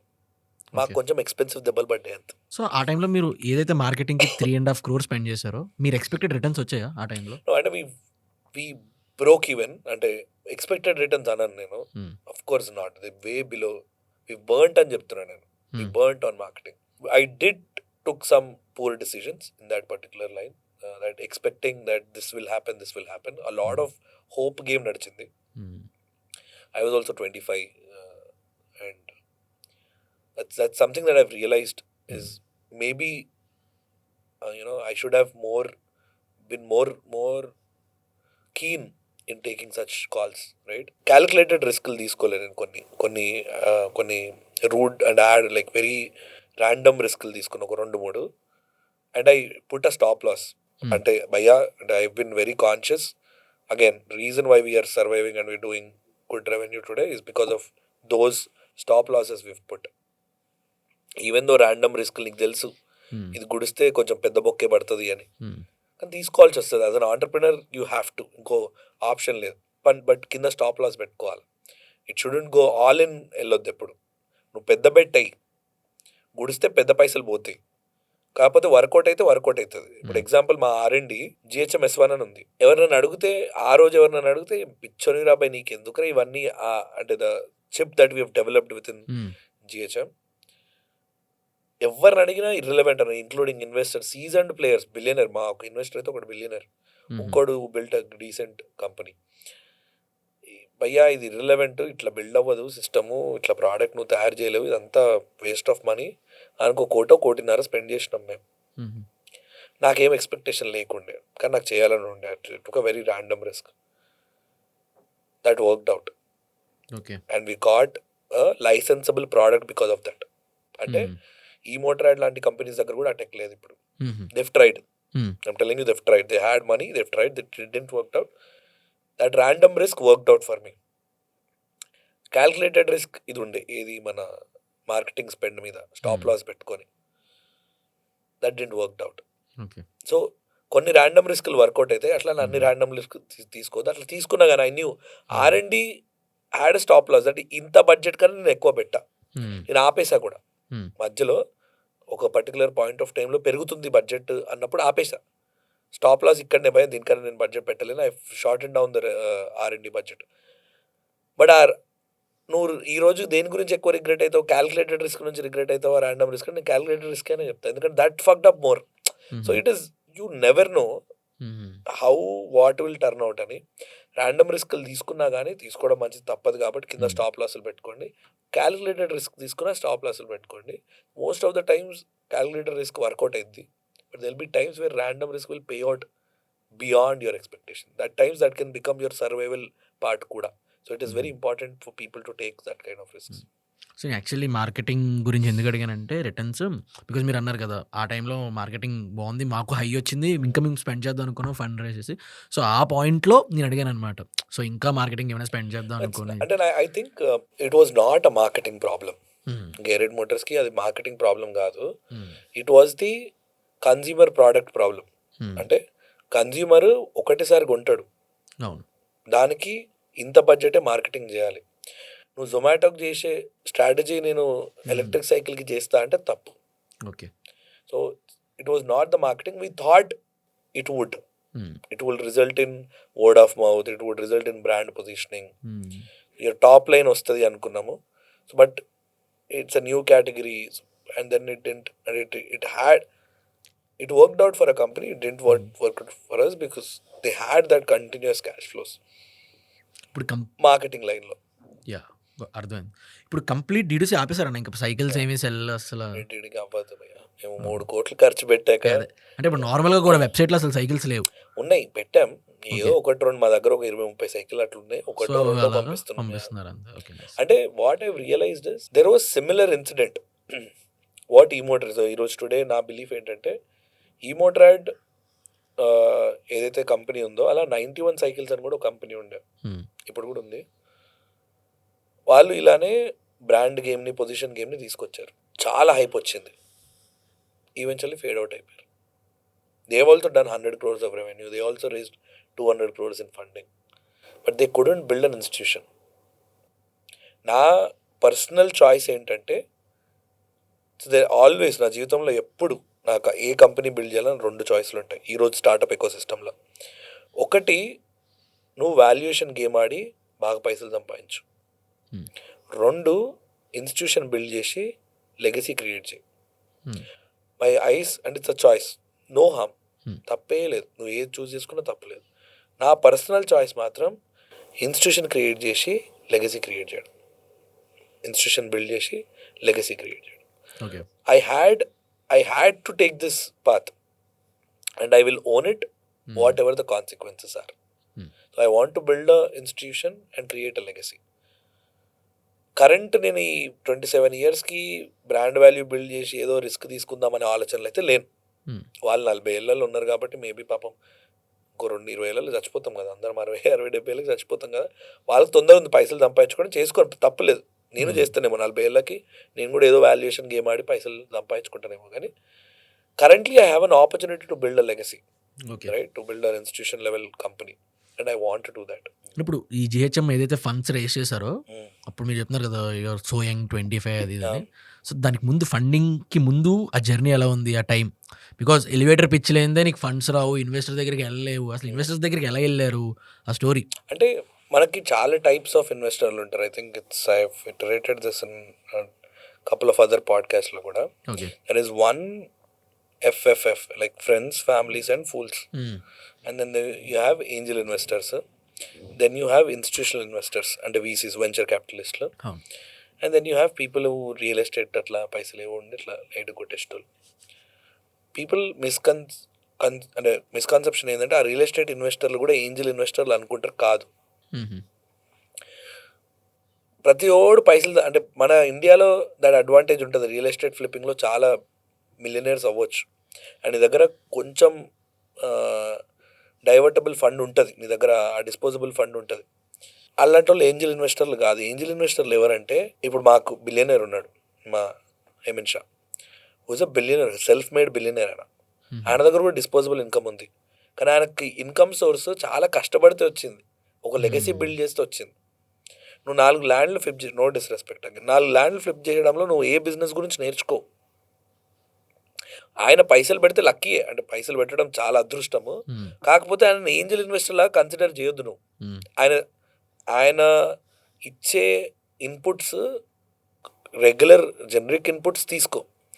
నీ బిజినెస్కి నీ కంపెనీకి సంబంధించిన ఇన్పుట్స్ అట్లా ఉండవు. So when you bifurcate friends, families and fools నుంచి వచ్చే పైసలు, రియల్ ఎస్టేట్ పీపుల్ ఎవరైతే అంటే రియల్ ఎస్టేట్లో కానీ ఇట్లా సెకండ్ జనరేషన్లో అంటే వాళ్ళ డాడీ బాగా పైసలు సంపాదించి వీడి దగ్గర పైసలు ఉండి కొంచెం డిస్పోజబుల్ ఇన్కమ్ ఉంటే తీసుకో, తప్పే లేదు. పైసలు ఎవరైనా ఇస్తుంటే కళ్ళు మూసుకొని తీసుకో. Only have to make sure 2 friends and ఫ్యామిలీలో రియల్ ఎస్టేట్ ఇన్వెస్టర్లు. 1, ఆయన ఇచ్చే ఏ స్పెసిఫిక్ ఇన్పుట్ అంటే నీ operational decisions shouldn't be based on his inputs. You can listen to him, you can talk with him, you can have a good conversation about it, but it shouldn't be influential with the decision, because operation decisions చాలా critical ఒక కంపెనీలో.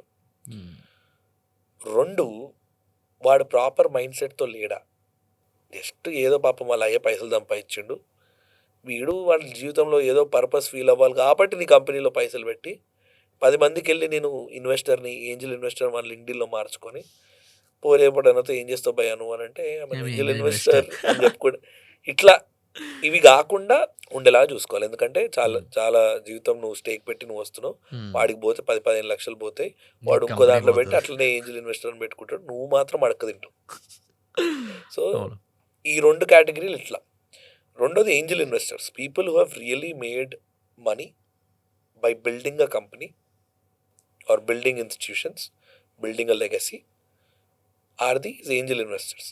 అంటే బేసిక్గా వాళ్ళు పెద్దగా important role ఏముండదు, ఏదో లైట్గా వాళ్ళ జీవితంలో పైసలు సంపాదించారు, నీ ఇలాంటి ఫైర్ చూసారు, ఒకప్పుడు నేను కూడా ఇట్లనే ఉంటుండే అని నీ దగ్గర పైసలు పెట్టేటోళ్ళు. వీళ్ళకి అర్థమవుతుంది. The beauty of angel investors is they know when you say why sales are not happening, why your marketing is fucked up, why your production is fucked up, why your product ఇక్కడ ప్రోడక్ట్తో తప్పుపోతున్నావు. So whenever you're having a conversation these investors కదా, వాళ్ళు relate అవుతారు, వాళ్ళకి తెలుసు అదంతా జర్నీలో వాళ్ళు కూడా గోత్రూ అయ్యారు కాబట్టి ఏ పాయింట్ నొక్కాలి, ఏ పాయింట్ టైట్ చేయాలని వాళ్ళకి తెలుసు. నీ అదృష్టం వాళ్ళు టైం ఇస్తే. వాళ్ళు ఇంకా ఇప్పుడు మా ఏంజల్ ఇన్వెస్టర్ ఉన్నాడు, మా హేమంత్ షా, ఆయనకి మేము పైసలు ఇచ్చేది ఉన్నా కానీ ఆయన మా ఫోన్లు ఎత్తాడు.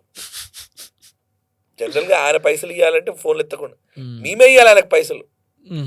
ఆయన ఏదో పాపం బాగా పైసలు సంపాదించి బిలియనర్ అయిపోయి ఇప్పుడు సనాతన ధర్మ నాదనుకుంటూ ధర్మంలో ఒక ఎన్జిఓ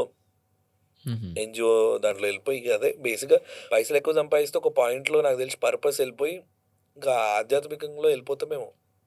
నేను కూడా నాకు తెలిసి బాగా పైసలు సంపాదించినాక ఒక 10 ఏళ్ళ తర్వాత ఏమరా నరేష్ మాల వేసుకొని బట్ ఇప్పుడు మా current investor is like that, impossible to find this time. ఏదో అమాస పున్నానికి ఒక మెసేజ్ పెడతాడు, దానికి మేము రిప్లై ఇచ్చింది కూడా చూడండి, మళ్ళీ ఇంకో అమాస పున్నమి రావాలి. సో ఇట్స్ అట్లాంటి investors both good and bad, ఇద్దరు ఉంటారు. సో అండ్ ఆల్సో నీ ఇండస్ట్రీకి రిలవెంట్ దొరికే ఏంజల్ ఇన్వెస్టర్ దొరికితే కానీ దానికి పండగ, అదృష్టం, దానికి అది gold mine, right? And then they have institutional investors. Institutional ఇన్వెస్టర్లో కూడా 2-3 రకాలు ఉంటాయి.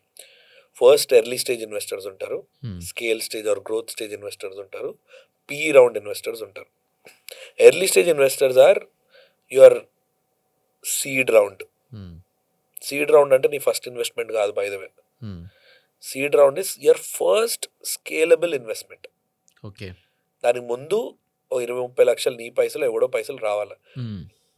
Institutions will only come at least there is one already funding round happened, or a large capital is pumped by the founders itself.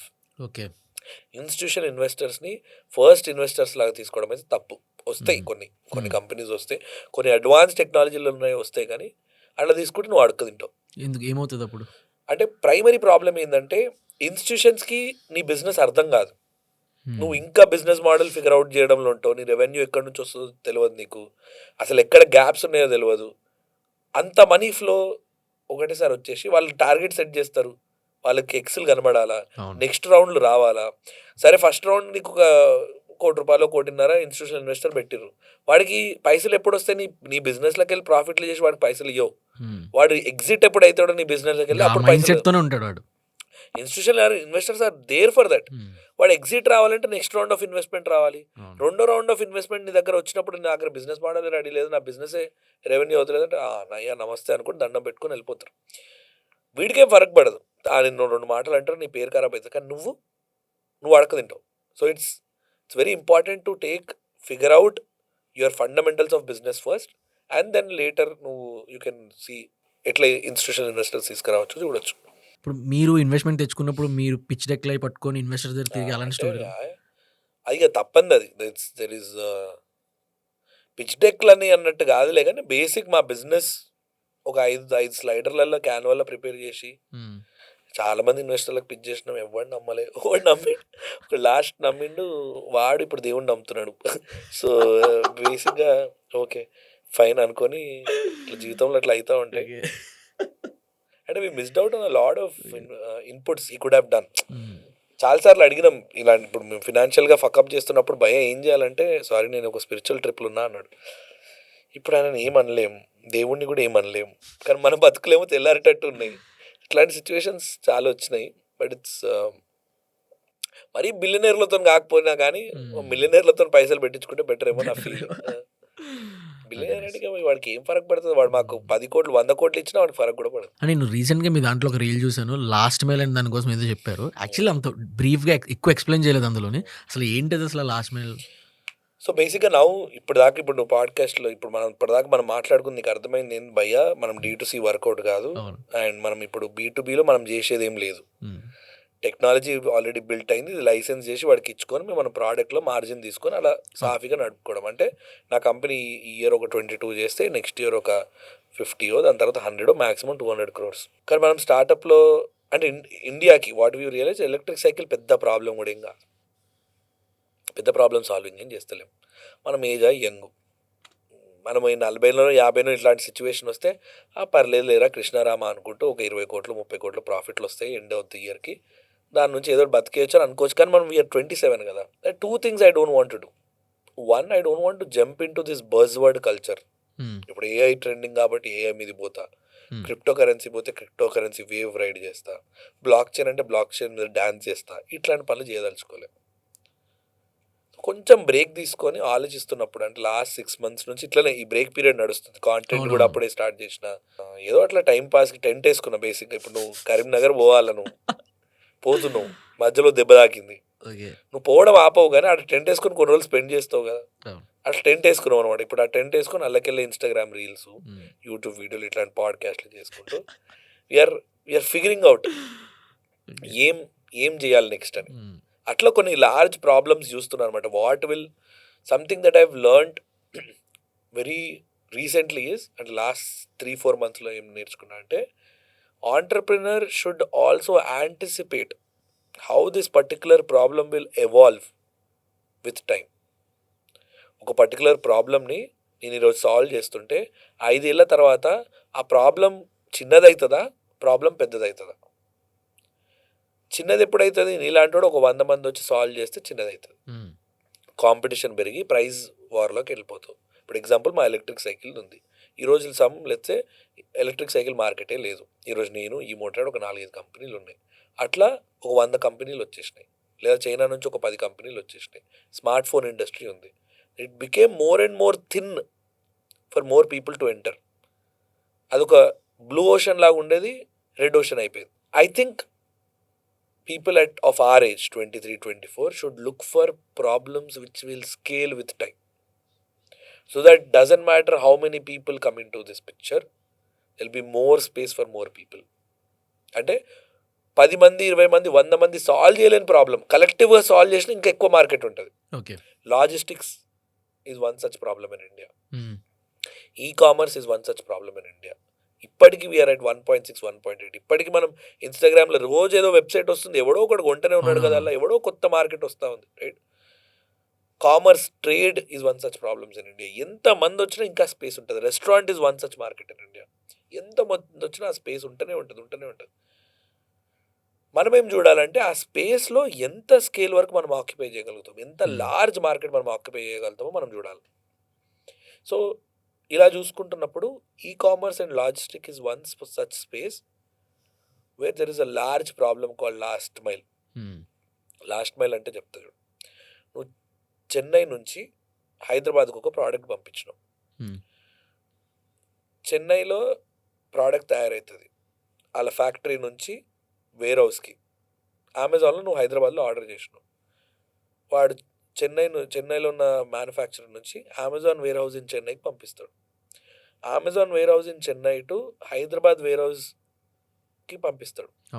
Hyderabad wear house నుంచి ఒక చిన్న dark స్టోర్కి పంపిస్తాడు, నీ లోకల్ స్టోర్కి, హబ్కి. ఆ హబ్ నుంచి నీ ఇంటికి పంపిస్తాడు, రైట్? ఫ్యాక్టరీ నుంచి వేర్ హౌస్ పోవడం first mile. Warehouse to warehouse is mid mile. Okay. ఇందులో కొన్నిసార్లు అంటే depending on the distances warehouse to hub కూడా మిడ్ మైల్లోకి వస్తుంది, ఆర్ లాస్ట్ మైల్లోకి వస్తుంది కొన్ని కేసెస్లో. హబ్ నుంచి ఇంటికి లాస్ట్ మైల్. ఇక్కడ ప్రాబ్లం ఏంటంటే చెన్నై నుంచి హైదరాబాద్ రావడానికి 100 రూపాయలు ఖర్చు అవుతుంది అనుకో. చెన్నై నుంచి అక్కడ హైదరాబాద్లో ఉన్న హబ్ రావడానికి warehouse to warehouse వచ్చి, ఫ్యాక్టరీ నుంచి వేర్ హౌస్కి వచ్చి, warehouse to warehouse వచ్చి, వేర్ హౌస్ నుంచి హబ్కి రావడానికి 40 రూపీస్ ఖర్చు అవుతుంది. 48 rupees to be very specific. Hub నుంచి నీ ఇంటికి రావడానికి 52 రూపీస్ ఖర్చు అవుతుంది. దీనిలో అంటే చాలా లెవెల్స్ ఆఫ్ ప్రాబ్లమ్స్ ఉన్నాయి. Maybe we can discuss this much later. కానీ అంటే what I'm trying to say is this a huge problem to solve. Chennai నుంచి హైదరాబాద్ రావడానికి 42 రూపాయలు అయ్యి, హైదరాబాద్ నుంచి హైదరాబాద్లో ఇంటికి రావడానికి 52 రూపాయలు ఖర్చు అవుతుంది, రైట్? 48 52 అవుతుంది. ఇలాంటి ప్రాబ్లమ్ మనం సాల్వ్ చేయాలి. అంటే ఏమంటారు, ఇక్కడ ప్రాబ్లం ఏంటంటే డెలివరీ బాయ్స్ ప్రాపర్గా అంటే మార్కెట్లో రీసెర్చ్ చేస్తున్నప్పుడు డెలివరీ బాయ్స్ ప్రాపర్గా దొరుకుతలేరు. అట్లా 7-8 ప్రాబ్లమ్స్ ఉన్నాయి. ఒక ప్రాబ్లం ఏంటి అని అంటే గిగ్ ఎకానమీ. ఏదైతే డెలివరీ బాయ్స్ ఉన్నారో ఈ పర్టికులర్ ఎకానమీలో ఇటరేషన్ చాలా ఎక్కువ. అంటే పొద్దున్న లేచిన ఈరోజు డెలివరీ బాయ్ అయితే అని ఎవడు అనుకోడు కదా. పాపం వాళ్ళ జీవితంలో ఏదో మజ్బూరీ ఉంటుంది. ఆ మజ్బూరీని సాటిస్ఫై చేయడం వాడు ఆ పార్ట్ టైం లాగా ఎంచుకుంటాడు. వాడి జీవితంలో ఆ మజ్బూరీ వెళ్ళిపోగానే వాడు డెలివరీ బాయ్ వదిలేసి సాఫ్ట్వేర్ ఏదో చేసుకుంటాడు, రైట్? ఈ అస్పిరేషన్ లేకపోవడం వల్ల లాస్ట్ మైల్ అంతా డెలివరీ బాయ్సే కదా. మరి వాడి జీవితంలో 3 నెలలకు 6 నెలలకు జీవితం బెటర్ అవుతుంది, పెద్ద బెటర్ జాబ్ వస్తుంది, ఎక్కడో వెళ్ళిపోతాడు. ఆస్పిరేషన్ లేకపోవడం వల్ల అదొక పెద్ద ప్రాబ్లం ఉంది ఈ-కామర్స్లో. మనం చూస్తే లాస్ట్ ఇయర్ 6 బిలియన్ డెలివరీస్ అయినాయి ఇండియాలో. 6 బిలియన్. నెక్స్ట్ ఇయర్ 12 బిలియన్ అవుతాయి. దాని నెక్స్ట్ 24 బిలియన్ అవుతాయి. ఓకే. మన ఇండియాలో పొద్దున్న లేచి డెలివరీ బాయ్స్ అవుదామని ఎవడు అనుకుంటలేడు కదా. మరి రోజుకి నేను డెలివరీ బాయ్ కావద్దు అంటుండు. అట్లా అని మరి autonomous bots, robotic systems, trucks వస్తాయి ఇండియాకి ఇంకా నెక్స్ట్ 15-20 years రావు కదా. 15-20 years వరకు అయితే వీ కెనాట్ ఇమాజిన్ కదా ఆ రోడ్లు అవన్నీ కథ బట్టి. లాంగ్ స్టోరీ మళ్ళీ. How do we solve this problem? దానికి there is a 7-step procedure. అంటే ఈ ప్రాబ్లమ్కి 7 steps ఉన్నాయి సాల్వ్ చేయడం. నా అంచనా, నా రీసెర్చ్ ప్రకారం. సో మీరు ఫిగరింగ్ అవుట్ చేస్తారు. Still figuring out. నెక్స్ట్ ఇంకో 3-4 నెలలు కూడా ఇంకా దీన్ని ఎఫిషియెంట్గా అంటే so I spoke to Aditya Munjal Hero's ఇప్పుడు కరెంట్ ఎండి, హీరో ఎలక్ట్రోకి current MD. We had like almost 2.5-3 hours of conversation. ఆయనతో ఎందుకు మాట్లాడాలి వచ్చిందంటే he has access to that particular line last మైల్లో. ఓకే. లెగసీ కంపెనీ పర్స్పెక్టివ్ ఏంటి? ఎందుకంటే వీ డిసైడెడ్ ఒకవేళ మేము ఏదైనా ప్రాబ్లమ్ సాల్వ్ చేసి ఈ ప్రాబ్లమ్ సాల్వ్ చేసినా ఇందులో ఒక పాయింట్ ఏంటంటే పర్పస్ బిల్ట్ వెహికల్ లేకపోవడం. అంటే స్కూటీ ఆర్ స్ప్లెండర్ లాంటి బండ్ల మీద నువ్వు 20-30 kgs బ్యాగులు వేసుకొని తిరుగుతున్నావు. ఇంతకుముందు చిన్న బ్యాగులు ఉండి ఇప్పుడు పెద్ద బ్యాగులు అయినాయి. రేపు ఇంకా దానికి డబల్ అవుతాయి. నువ్వు అట్లా నా ఆటోలను తీసుకురాలేవు. ఆటోలు are too big for this particular thing in next 5-6 yearsకి. ఆటోలు తీసుకొచ్చినా ఒకటే డ్రైవ్లో ఎన్ని డెలివరీస్ చేస్తావు? ఈ ప్రోడక్ట్ కోసం అంటే ఈ పర్టికులర్ పర్పస్ కోసం బిల్డ్ అయిన వెహికల్స్ లేవు. Is one solution that we have to build. అంటే ఈజ్ వన్ బ్రిక్. ఈవీలో ఈవీలో కాదు, నార్మల్గా జస్ట్ వాంట్ బిల్డ్ వెహికల్. ఇప్పుడు మేము చేసేది ఈవీలోనే చేస్తాము. ఇప్పటికీ okay 75% of deliveries are happening in IC, పెట్రోల్లో అవుతున్నాయి. మేము చేసేది ఈవీలోనే చేస్తాం, అఫ్ కోర్స్ ఇప్పుడు బిల్డ్ చేస్తున్నాం కాబట్టి. కానీ నా పాయింట్ ఏంటంటే పర్పస్ బిల్డ్ వెహికల్ లేదు. అంటే దానికోసం అంటే స్పెసిఫిక్ ఒక వెహికల్ లేదు, పెట్రోల్ ఫస్ట్ ఆప్షన్ అయితే అది చేయాలి. సో అదొక బ్రిక్, ఫస్ట్ ఆప్షన్ కాదు, ఒక బ్రిక్. చెప్పాను 7 స్టెప్ లో ఒక బ్రిక్ అది. ఇంకొక బ్రిక్ ఏంటి, ఆస్పిరేషన్ సాల్వ్ చేయడం. అట్లా ఇంకో 7 బ్రిక్కులు ఉన్నాయి. ఆ 7 బ్రిక్కులు సాల్వ్ చేయాలి. అండ్ ఇందులో పర్పస్ బిల్డ్ వెహికల్ మేము చేయలేం కదా. అంటే at least what we realized is మేము తయారు చేసినా కానీ it is not conclusive enough. Ather లాంటి కంపెనీ కూడా ఘోరం పైసలు సంపాదించింది కదా, ఇప్పటికి లాస్లలోనే ఉంది కదా.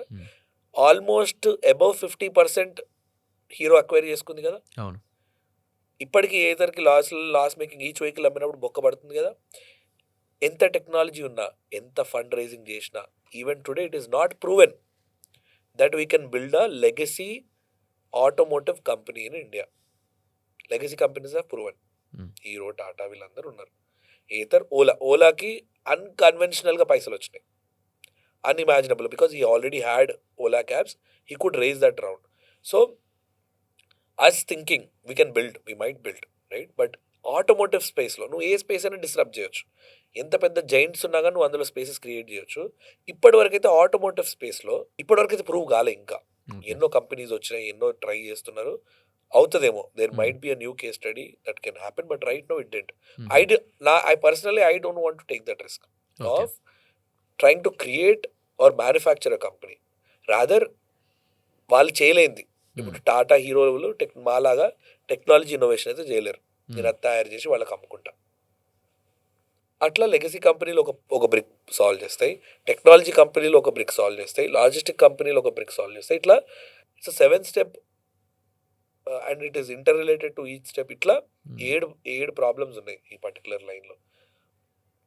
దీంట్లో ఇంకా రీసెర్చ్ చేద్దాం అనుకుంటున్నాను నేను. I want to understand more and more deeper about this space. It's a huge problem. నా జీవితానికి ఒక్క ప్రాబ్లం సాల్వ్ చేయొచ్చు, చాలా పెద్ద ప్రాబ్లం. సో మనకింత తెలివి లేకుండే కదా సైకిల్ స్టార్ట్ చేసినప్పుడు, ఏదో అట్లా సప్పు నచ్చింది అట్లా చేసుకుంటూ వెళ్ళిపోయాను, which is very fortunate.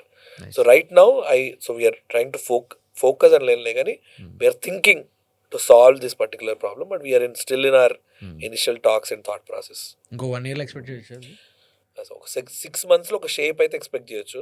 we already have, and నేను GHM లో ఉన్నప్పుడే we've learned this problem and we had money. We've invested decent amount of time to design, build certain prototypes. We did. That's what we've shown to Hero and Tata.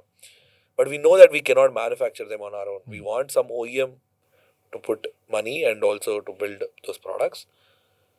ఇంకో 6 months లో we're hoping that we will see some shape. Good luck అన్న దానికైతే. Of course, అంటే it be very interesting. It's good that now started content కూడా. I'll be vlogging this entire journey. So అయితే next content plan calendar ready అయిపోయింది. అయితే అదే content గురించి మాట్లాడదాం. All of a sudden content create చేయడానికి first main reason ఏంటి? And founders like you content create చేయడం ఎంత ఇంపార్టెంట్ ఇప్పుడు? అదే, so I been telling this on multiple, అంటే లైవ్స్లో కానీ ఎక్కడో చెప్పిన, బట్ మళ్ళీ చాలా క్లియర్గా చెప్తా. Over period of time the way we do businesses change. అంటే ఎవ్రీ డెకేడ్కి బిజినెస్ చేసే విధానం, అమ్మే విధానం మారుతుంది. ఇంతకుముందు ఐబాల్స్ అన్నీ టీవీల మీద ఉండే, రైట్, లేదా పెద్ద పెద్ద హోర్డింగ్ల మీద ఉండే. ట్రావెల్ చేస్తున్నప్పుడు బయట అవుట్డోర్ మార్కెటింగ్ వాటి మీద, ఈవెంట్ల మీద ఎక్కడెక్కడో ఉండే. ఇప్పుడు ఐబాల్స్ అన్నీ ఇక్కడ ఉన్నాయి. అప్పుడు ఫౌండర్స్ వచ్చి టీవీలో యాక్ట్ చేయాల్సిన అవసరం లేదు, ఎందుకంటే టీవీలో హీరోలు, హీరోయిన్లు వస్తారు, వాళ్ళతో బ్రాండ్ అంబాసిడర్లుగా చేసి వాళ్ళతో మార్కెటింగ్ చేపిస్తుండే మనం టీవీలో చూడడానికి. ఎందుకంటే వాళ్ళని ఎక్స్పెక్ట్ చేస్తాం కదా, ఫౌండర్లు వచ్చి మార్కెట్ చేయడం ఎక్స్పెక్ట్ చేయం కదా. ఇప్పుడు నువ్వు లలితా జ్యువెలర్స్ చూసుకుంటే, మన గుండంకులు ఎవరైతే ఉన్నారో ఆయన ఫౌండరే కదా. వాళ్ళకి పైసలు లేవా పెద్దోళ్ళని హైర్ చేసుకోవడానికి? ఈరోజు ఇన్స్టాగ్రామ్లో ఉన్నారు కాబట్టి, ఈరోజు ఐబాల్స్ అని ఇన్స్టాగ్రామ్లో ఉన్నాయి, మనకు నమ్మకం వెళ్ళిపోయింది. ఇప్పుడు షారుఖ్ ఖాన్ అంతకుముందు ఫెయిర్ అండ్ హ్యాండ్సమ్ వాడతాడంటే ఊకోవా, అందరూ ఆ షారుఖ్ ఖాన్ కోసం కొన్న ఫెయిర్ అండ్ హ్యాండ్సమ్ ఉన్నారు. ఇప్పుడు నువ్వు ఎవరికైనా నమ్మగలుగుతావా? షారుఖ్ ఖాన్ నమ్ముతావా నువ్వు first? So people have become more and more conscious about brand ambassadors and ఈ పర్టికులర్ ఎలిమెంట్లో. అప్పుడు ఏం ట్రస్ట్ గ్యాప్ వచ్చింది. ఫౌండర్ కన్నా ఇంకొకటి బెటర్గా చెప్పగలుగుతాడు వాడి ప్రోడక్ట్ గురించి? అస్సలు ఎవరు చెప్పలేడు. మరి ఐ బాల్స్ అన్ని ఇన్స్టాగ్రామ్కి షిఫ్ట్ అయినాయి, ఆర్ యూట్యూబ్కి షిఫ్ట్ అయినాయి. బ్రాండ్ అంబాసిడర్లు నమ్ముతలేరు. మరి వీడు బిజినెస్ ఎట్లా చేయాలా? ఫౌండరే వచ్చి భయ్యా నేనే, ఇప్పుడు ఎగ్జాంపుల్ లలిత జ్యువెలర్స్ యాడ్ కూడా అందుకే కదా ఫేమస్ అయింది. భయ్యా మేము ఇట్లా చేస్తాము, నువ్వు బయట గోల్డ్ చూడు, మా గోల్డ్ చూడు, ఫౌండరే వచ్చి చెప్పిండు. అందుకే వాళ్ళు కనెక్ట్ అయ్యారు. అంకుల్ ఏం రితిక్ రోషన్ లాగా ఉండడు కదా, అంటే బాగుంటాడు. What I'm trying to say is అంత ఫేస్ అపీలింగ్ ఉండదు కదా. మేమేం రితిక్ రోషన్ లాగా ఉండము, కానీ trust factor is more important than the way you look for a brand right now. That is established and the way we consume brand ideology has changed. So అందుకు it is much and more necessary to be on Instagram. This is from a why we have to be there అనే point నుంచి. రెండో దీంతో additional advantage ఏంటి? The power of social media gives you humongous distribution. అంటే ఇప్పుడు నాకున్న 182K followers, ఇప్పుడు మాడేమన్నాడు అన్న 10 నిమిషాల్లో 2000 మంది చూసిరు అన్నాడు. నేను లెట్సే ఈ మైక్ గురించి చెప్దాం అనుకుంటున్నా. ఈ పర్టికులర్ బ్రాండ్కి 10 నిమిషాల్లో 2000 ఇంప్రెషన్స్ వచ్చే టూల్ ఉందా ఏమన్నా? లేదు. మరి అంత లార్జ్ డిస్ట్రిబ్యూషన్. లేదా నా సైకిల్లో ఏ కలర్ వాడదాం అనుకుంటున్నా, నాకు 2000 ఒపీనియన్స్ వస్తాయి కదా ఇన్స్టెంట్గా. లేదా నేను చేసే ప్యాకేజింగ్లో, నేను ఏదైనా ప్యాకేజింగ్ చేస్తున్నా, గిఫ్ట్ ర్యాపింగ్ చేస్తున్నా, ఈ కలర్ వాడాలా ఈ కలర్ వాడాలా, నాకు 3000 4000 ఇంప్రెషన్స్ వస్తాయి కదా ఇన్స్టెంట్గా 10 నిమిషాలల్లా. So it's very sad if somebody says that founder should not be on social media. It's very pathetic right now for saying that. It's very hypocritic కూడా అట్లాంటి ఏమైనా పదాలు వాడితే. ఎందుకు అంటే right now the distribution is here, right now the eyeballs are here. Again, it shouldn't be on your head. You shouldn't be swayed away with the నీ basics మర్చిపోవద్దు, నీ గ్రౌండ్ రియాలిటీ మర్చిపోకుండా దాన్ని అదేంటో అర్థం చేసుకొని ఉంటే బెటర్. ఇప్పుడు నాకు ఫాలోవర్లు రాగానే మామ నేను ఇన్ఫ్లుయెన్సర్ మామ, నేను తోప్పమ్మ, నేను సెలబ్రిటీ మామ అని ఫీల్ అయ్యి ఉంటే కంపెనీ 2 రోజుల్లో మూసుకోపోతావు, ఆ ఇజ్జత్ కూడా పోతుంది, ఆ క్రెడిబిలిటీ కూడా పోతుంది. గ్రౌండ్ రియాలిటీ మర్చిపోకుండా ఫాలోవర్స్ వాళ్ళు ఏంటి, వాళ్ళు ఎవరు, నిన్ను ఎందుకు రెస్పెక్ట్ చేస్తారు, నువ్వు ఇంత బిల్డ్ చేయి. ఇప్పుడు ఎగ్జాంపుల్ నాకు 182 183 ఉన్నారు కదా, వీళ్ళు నాకు ఇజ్జత్ ఎందుకు ఇస్తారు? వీడు ఏదో పీకిండు వన్ లైఫ్లో, నేను కూడా ఎప్పుడైనా పీక్దాం అనుకుంటే వీని దగ్గర అడ్వైస్ చూసుకోవచ్చు. అందుకు నేను వీనికి ఇజ్జత్తో ఫాలో కొట్టడం ఈజ్ బేసికలీ ఇజ్జత్ ఇవ్వడం మనకి. నేను నా కంపెనీ వదిలేసి గ్యాన్ వేస్తా ఉన్నామమ్మా, మీరు ఇది చేయండి అది చేయండి అది వేసి సోది దింగుతా ఉన్నా. ఏదో రోజు వాళ్ళకి అర్థమవుతుంది భయ్యుడు ఏదో కవర్ చేస్తుండు, ఇది అయితలేదు వీనితోని అని మనకు అర్థమైన రోజు తుపుక్కున ముఖం మీద ఉంచేసి వెళ్ళిపోతుంది. So you should know as a founder what is your higher priority, నీ రోల్ ఏంటి, నువ్వు ఎక్కడ క్రిటికలో తెలియాలి. ఇది తెలిసినన్ని రోజులు హ్యాపీగా నిర్మోహమాటంగా నువ్వు కాంటెంట్ చేసుకోవచ్చు. And I strongly suggest if you can have this clarity and do content, any business should do content, any kind of content. Random ఏదోటి పెట్టు, చెయ్యి, ఏం కాదు. అంటే ఇప్పుడు ఫర్ ఎగ్జాంపుల్ ఎవరైనా ఇప్పుడు బిజినెస్ స్టార్ట్ చేస్తే వాళ్ళకి పక్క కాంటెంట్ క్రియేట్ చేయండి, పక్క మీకు హెల్ప్ అవుతుంది. 110% because that's how you build trust today.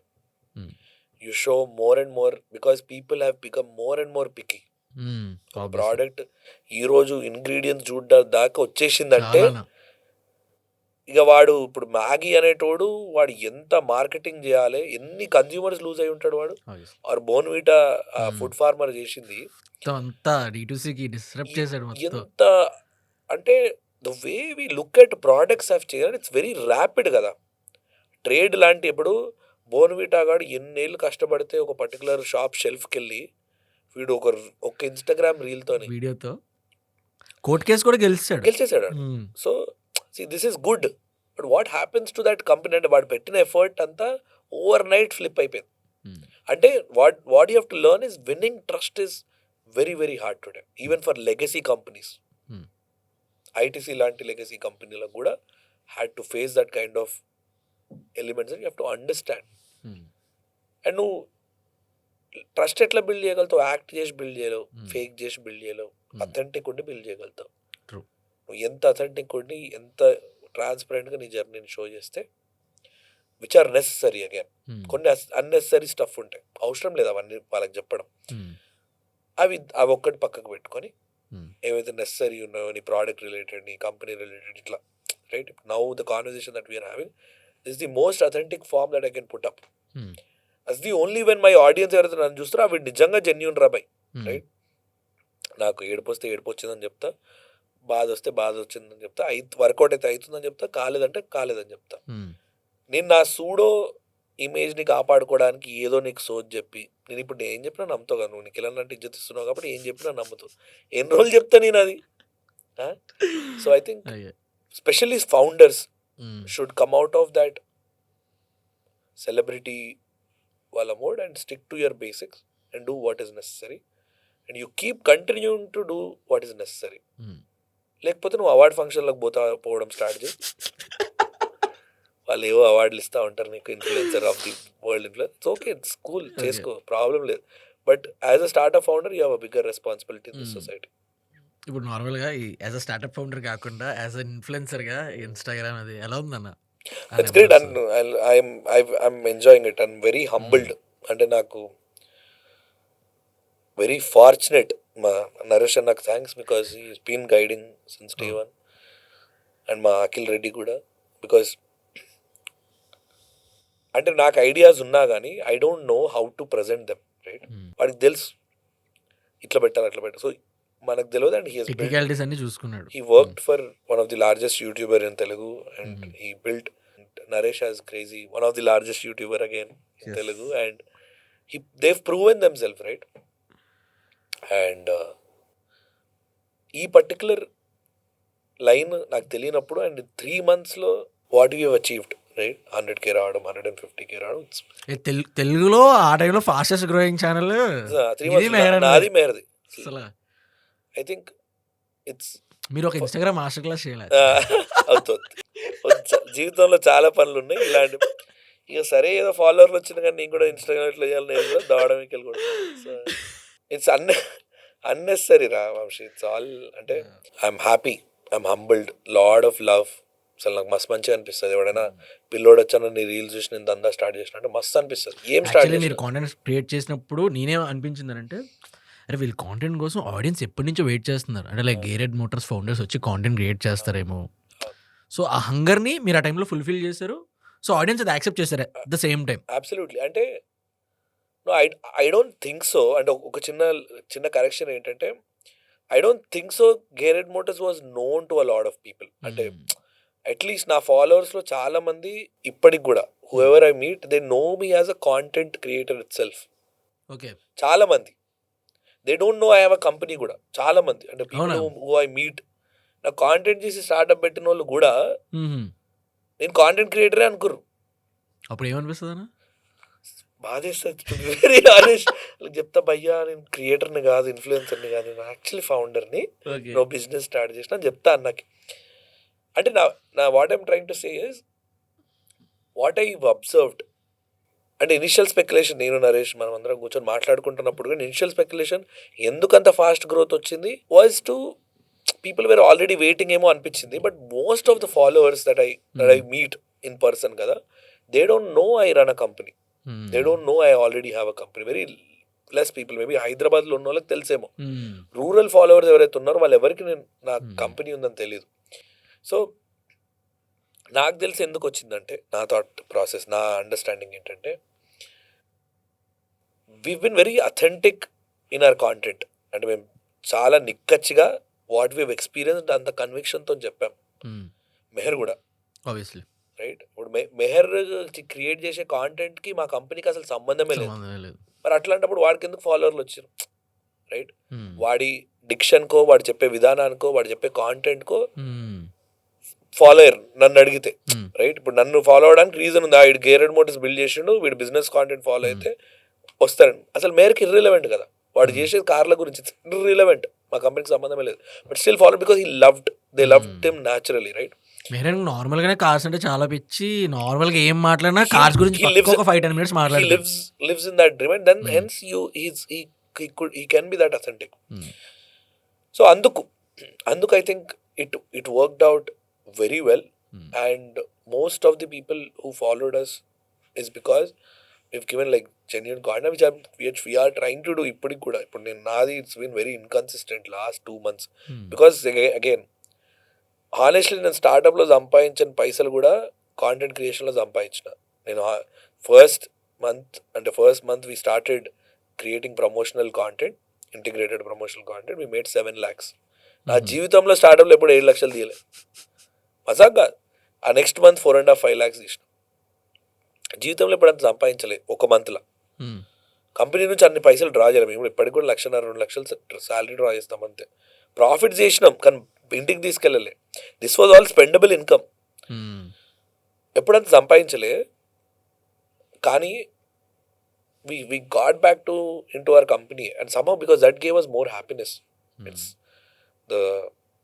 a baby that we have created for a very long time కదా. అది ఇంకా మజా వస్తుండే. సో అందుకు ఇప్పటికి కూడా it's very hard for me to say no to money, say no to అదే ఆ status, celebrity status and go back to garage. బాగుంటుంది. We mad and entrepreneurs are mad. అంటే ఎందుకు చేస్తాం? ఇల్లాజికల్. మరి అది పైసల కోసమే కదా మామ చేసేదంటే, మరి ఇల్లు వస్తున్నాయి పైసలు, ఇది ఎందుకు చేస్తలేమంటే అవసరం లేదు, మాకు అదే కావాలి. It's committed to those causes that we initially believed and what we believe, right?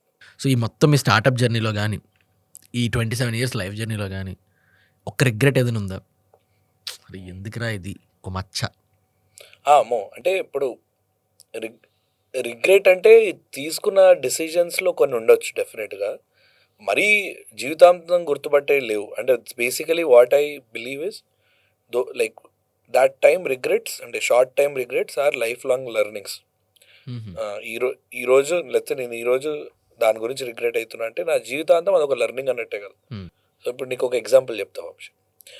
నా జీవితంలో అంటే one of the life learning అనుకునే ఎలిమెంట్ ఏదైతే ఉందో ఇట్స్ సెల్లింగ్ డిజిటైల్, రైట్? ఆ రోజు నేను తీసుకునే డెసిషన్ అయితే కరెక్ట్, ఎందుకంటే ఆ రోజు ఎకో సిస్టమ్ లేదు, ఆ రోజు సపోర్ట్ సిస్టమ్ లేదు, స్కేలబుల్ రౌండ్స్ రేజ్ చేయడానికి ఫండింగ్ లేదు హైదరాబాద్లో. మేము రెవెన్యూ చేస్తుండే, ప్రాఫిటబుల్ ఉండే, బట్ స్కేల్ కనబడతలేదు మాకు అక్కడ. మరి 3 years తర్వాత 4 years తర్వాత కోవిడ్ రాగానే ప్రతి ఒక్క సిస్టమ్, ప్రతి ఒక్క రెస్టారెంట్ క్యూఆర్ కోడ్ పెట్టడం స్టార్ట్ చేసి, కాంటాక్ట్లెస్ మెనూ. అఫ్ కోర్స్ ఈరోజు నేను చూస్తే అది regrettable decision. But something that I've learned for life is, అరే ఇట్లాంటి డెసిషన్స్ ఇప్పుడు తీసుకోవద్దు. ఆర్ నువ్వు ప్రోడక్ట్ బిల్డ్ చేసేటప్పుడే at least what is the end scale. ఇప్పుడు నీకు ఇప్పుడు ఈకామర్స్ గురించి చెప్పినప్పుడు నేను అన్న చూడు, ప్రాబ్లమ్ స్కేల్ అయ్యేటట్టు చూడాలి అని. ఆ decision was not that, nor did Geared motive. So that particular learning in different ways you learned with time. అంటే భయ్యా ఇప్పుడు తీసుకునే డెసిషన్స్ ఏదైనా ఆ లెర్నింగ్ బేస్డే ఉండాలి. So those are regrets that you accumulate, but also life long lessons that you'll accumulate. Nice. So ఇలానే ఇంకా లైఫ్లో ఏమైనా 3 best learnings ఇవి నేర్చుకున్నా నేను? రోజు ఏదో నేర్చుకుంటా ఉంటాం. 3 best learnings అన్నప్పుడు ఫర్ ఎగ్జాంపుల్ ఆడియన్స్కి హెల్ప్ అయ్యేలాగా 3 best learnings. లెర్నింగ్స్ అన్న కన్నా వాల్యూస్ అంటారు నేను. అంటే very for while you're building as an entrepreneur, నీ పర్సనల్ లైఫ్లో నువ్వు ఏమైనా కావచ్చు, ఇట్ డజంట్ మ్యాటర్. నువ్వు వెరీ పథెటిక్ మైండ్ సెట్ ఉండొచ్చు నీ పర్సనల్ లైఫ్లో, బట్ యాజ్ అన్ ఆంటర్ప్రెన్యూర్ నీ మైండ్ సెట్ చాలా ఇంపార్టెంట్. అంటే the way you look at things should be very value driven. One, anything that you pick up, any problem should be pick up should be big enough. అంటే young ఏజ్లో మాత్రం for people who are watching this between there 21 to at least 32 వరకు చాలా రిస్కీతో ఉన్నా కానీ ఏం పర్లేదు, decision నువ్వు తీసుకొని ముందటికి వెళ్ళిపో. ఇట్లా ఇప్పుడు ఎవడో ఒక నాలంటోడు వస్తూ ఉంటాడు, ఏదో సోది చెప్తా ఉంటాడు, ఇనుకుంటూ ఏదో నేర్చుకుంటూ వెళ్ళిపోతావు నువ్వు. కానీ తీసుకోవడం ఇంపార్టెంట్. నువ్వు స్టెప్ 1 తీసుకుంటేనే ఇప్పుడు నేను చెప్పిన సోదంతా నీకు రిలవెంట్ అనిపిస్తుంది. నువ్వు రోజు పొద్దున్న లేచి జాబ్కి వెళ్ళి ఏదో పని చేసుకొని ఇంటికి వచ్చి పడుకుంటే మోటివేషన్కి హెల్ప్ అవుతుంది, కానీ ఇది నిజంగా నీ లైఫ్లో ఎక్కడ ఉపయోగపడదు. రెండోది దట్ ఐవ్ లెర్న్డ్ ఎస్, నేను ఇంతకుముందు చెప్పిన మన పాడ్కాస్ట్లో, when you are figuring out a co-founder, you don't miss out on mindset. If you do that, you'll regret big time. అంటే చాలా చాలా big time. అంటే నా గేరెడ్ మోటార్స్లో ఇనిషియల్గా మేము co-founders అనుకొని వెళ్ళిపోయిన వాళ్ళు నుంచి ఈరోజు మాకున్న పొజిషన్ వరకు there are a lot of differences only because of that one particular element బిజినెస్లో. 3, అంటే when you look at the whole scope of things, ఇప్పుడు నేనంటే కొంచెం హిపోక్రటిక్గా అనిపిస్తుంది. ఎందుకంటే ఒక 4 years back Nikhil was only doing anything that he was doing to make money. Today I have that kind of money, అంటే at least I have access to that kind of money. జీవితంలో 20 లక్షలు ఇప్పుడు నాలాంటి నేను బతుకుతున్న లైఫ్ స్టైల్, నెలకు 20 లక్షలు సంపాదిస్తే నేను నా ఎగ్జాబరెంట్, ఐఎమ్ గ్రేట్ కన్జ్యూమర్, ఇట్లా ఘోరం ఖర్చు పెడతాను నేను 10-20 లక్షలు అప్పులలో ఉన్నా కానీ ఖర్చు పెడతాను, because I know I can make those 10-15 lakhs next month. అంటే అట్లా వెరీ కన్జ్యూమర్, ఇంత అబ్యూజివ్ కన్జ్యూమరిజం నాలో ఉన్నా కానీ 20 లక్షలు మించి ఖర్చు పెట్టలేను నేను మంత్లీ, రైట్? ఒక పాయింట్ తర్వాత ఇనిషియల్ టైంలో you correlate your happiness with money. జీవితంలో అంతా మనీయే, అంతా మనీ కాదు అంతా మనీయే, కానీ ఆ మనీకి ఒక క్యాప్ ఉంటుంది. అంటే నీ జీవితం మొత్తానికి పైసలే కారణం, మినిమం కారణం ఉంటుంది, అంటే మినిమం మనీ ఉంటుంది. ఎగ్జాంపుల్, నేను ఇప్పుడు 20 లక్షలు సంపాదించాను అనుకో, 20 లక్షలు సంపాదించే వరకు నా జీవితం అంతా మనీయే. ఆర్ నీ లైఫ్ స్టైల్కి లెట్స్ ఎగ్జాంపుల్ నీకు 10 లక్షలే సరిపోతాయి అనుకో, లేదా 30 లక్షలు సరిపోతాయి అనుకో, ఇంకోటి లైఫ్ స్టైల్కి 1 కోటి రూపాయలు సరిపోతాయి అనుకో. వాడు అది అచీవ్ చేసేంత వరకు జీవితం అంతా మనీయే. నువ్వు ఏం చేసినా మనీ కోసమే చేయాలి నువ్వు హ్యాపీగా ఉండాలి అంటే. నీ హ్యాపీనెస్కి మనీకి కోరిలేషన్ ఒక దగ్గర ఆగిపోతుంది. నాకు 20 లక్షలు, నీకు 5 లక్షలు, ఇంకోటి 1 కోటి రూపాయలు. దాని తర్వాత ఏదర్ డిక్లైనింగ్ ఉంటుంది ఆర్ ఫ్లాట్ లైన్ ఉంటుంది. So after that particular threshold point, yield point అంటాం మనం. ఒక రబ్బర్ బ్యాండ్ స్ట్రెచ్ చేసినప్పుడు ఎప్పుడు తెగుతుంది, ఈల్డ్ పాయింట్ అంటాం కదా. ఆ ఈల్డ్ పాయింట్ తర్వాత నాకు 20 లక్షలు, ఇంకోటి 5 లక్షలు, ఇంకోటి 10 లక్షలు, వాడి కావాల్సుకున్న లైఫ్ స్టైల్కి ఒక నెంబర్ ఉంటుంది. ఆ నెంబర్ తర్వాత నీ driving force should be purpose, not money. I've realized, I've learned that lesson by making that kind of money. Realizing now మజా వస్తలేదు భయ్, పైసల కోసం చేయడంలో అయితే మజా వస్తలేదు. ఒకవేళ నేను ఇప్పుడు పైసలు, ఎగ్జాంపుల్ నేను ఇప్పుడు నాకు గేరెడ్ మోటార్స్ ఉంది, ఇదే కంటిన్యూ చేసుకుంటే అన్ని వదిలేసేయాలి అని అంటే మజా వస్తలేదు. మరి నాకు నా పైసలు వస్తున్నాయి ఎట్లో అట్లా 10-20 లక్షలు వస్తున్నాయి, అది 22 కోట్లు పోతుంది, 100 కోట్లు పోతుంది, నా జీవితంలో పర్పస్ లేదు. Now I'm figuring out a purpose. So this is one of the very good lessons that I've learned, that జీవితంలో అంతా మనీయే, కానీ ఒక లెవెల్ తర్వాత దానికి ఒక క్యాప్ ఉంది. దాని తర్వాత పర్పస్ ఆఫ్ లైఫ్, దాని తర్వాత పర్పస్ వస్తుంది. ఇనీషియల్గా నా పర్పస్ వేరు, నేను ప్రపంచానికి నేను సేవ చేద్దాం అనుకుంటున్నా అంటే, ఇంట్లో మమ్మీకి హాస్పిటల్ ఖర్చు వచ్చినప్పుడు ఇన్సూరెన్స్ లేకపోతే అడక్క తింటావు, అప్పుడు పైసలే కావాలి.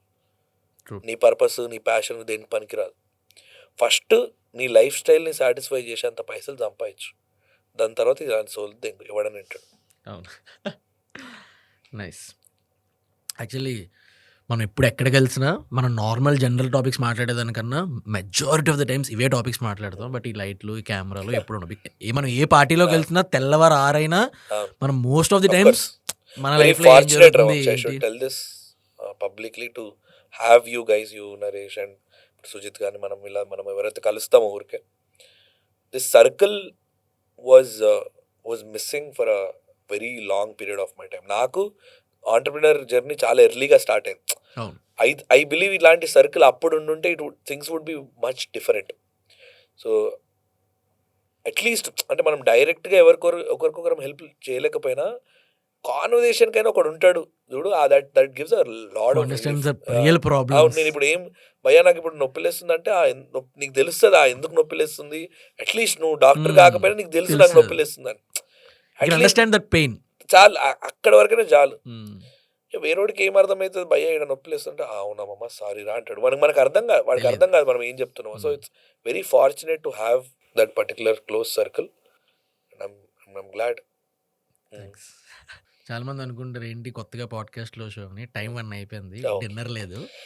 సో సస్టైన్ అవడం కోసం మాత్రమే, ఏ షో కాదు. మళ్ళీ చెప్పబోతే కిందవే కామెంట్. ఇల్లు మాన్స్టర్ కథలనా, దయ్యాలు తిరిగే టైం కాబట్టి చిచి ఏంటి ఇలాంటి గలీజ్ జోక్స్ వస్తున్నాయి నాకు కూడా. 1 అయింది. చలో that's wrap. Thank you for watching the episode. ఈ ఎపిసోడ్లో మీకు ఏ సెగ్మెంట్ బాగా నచ్చిందో కింద కమెంట్ చేయండి. అండ్ మీలానే బిజినెస్ అండ్ ఆంటర్ప్రెన్యూర్షిప్ ఇంట్రెస్ట్ ఉన్న మీ ఫ్రెండ్స్కి ఈ ఎపిసోడ్ని షేర్ చేయండి. ఇంకా సబ్స్క్రైబ్ చేసుకోకపోతే ప్లీజ్ సబ్స్క్రైబ్ చేసుకోండి. See you on next Friday with another episode. Thank you.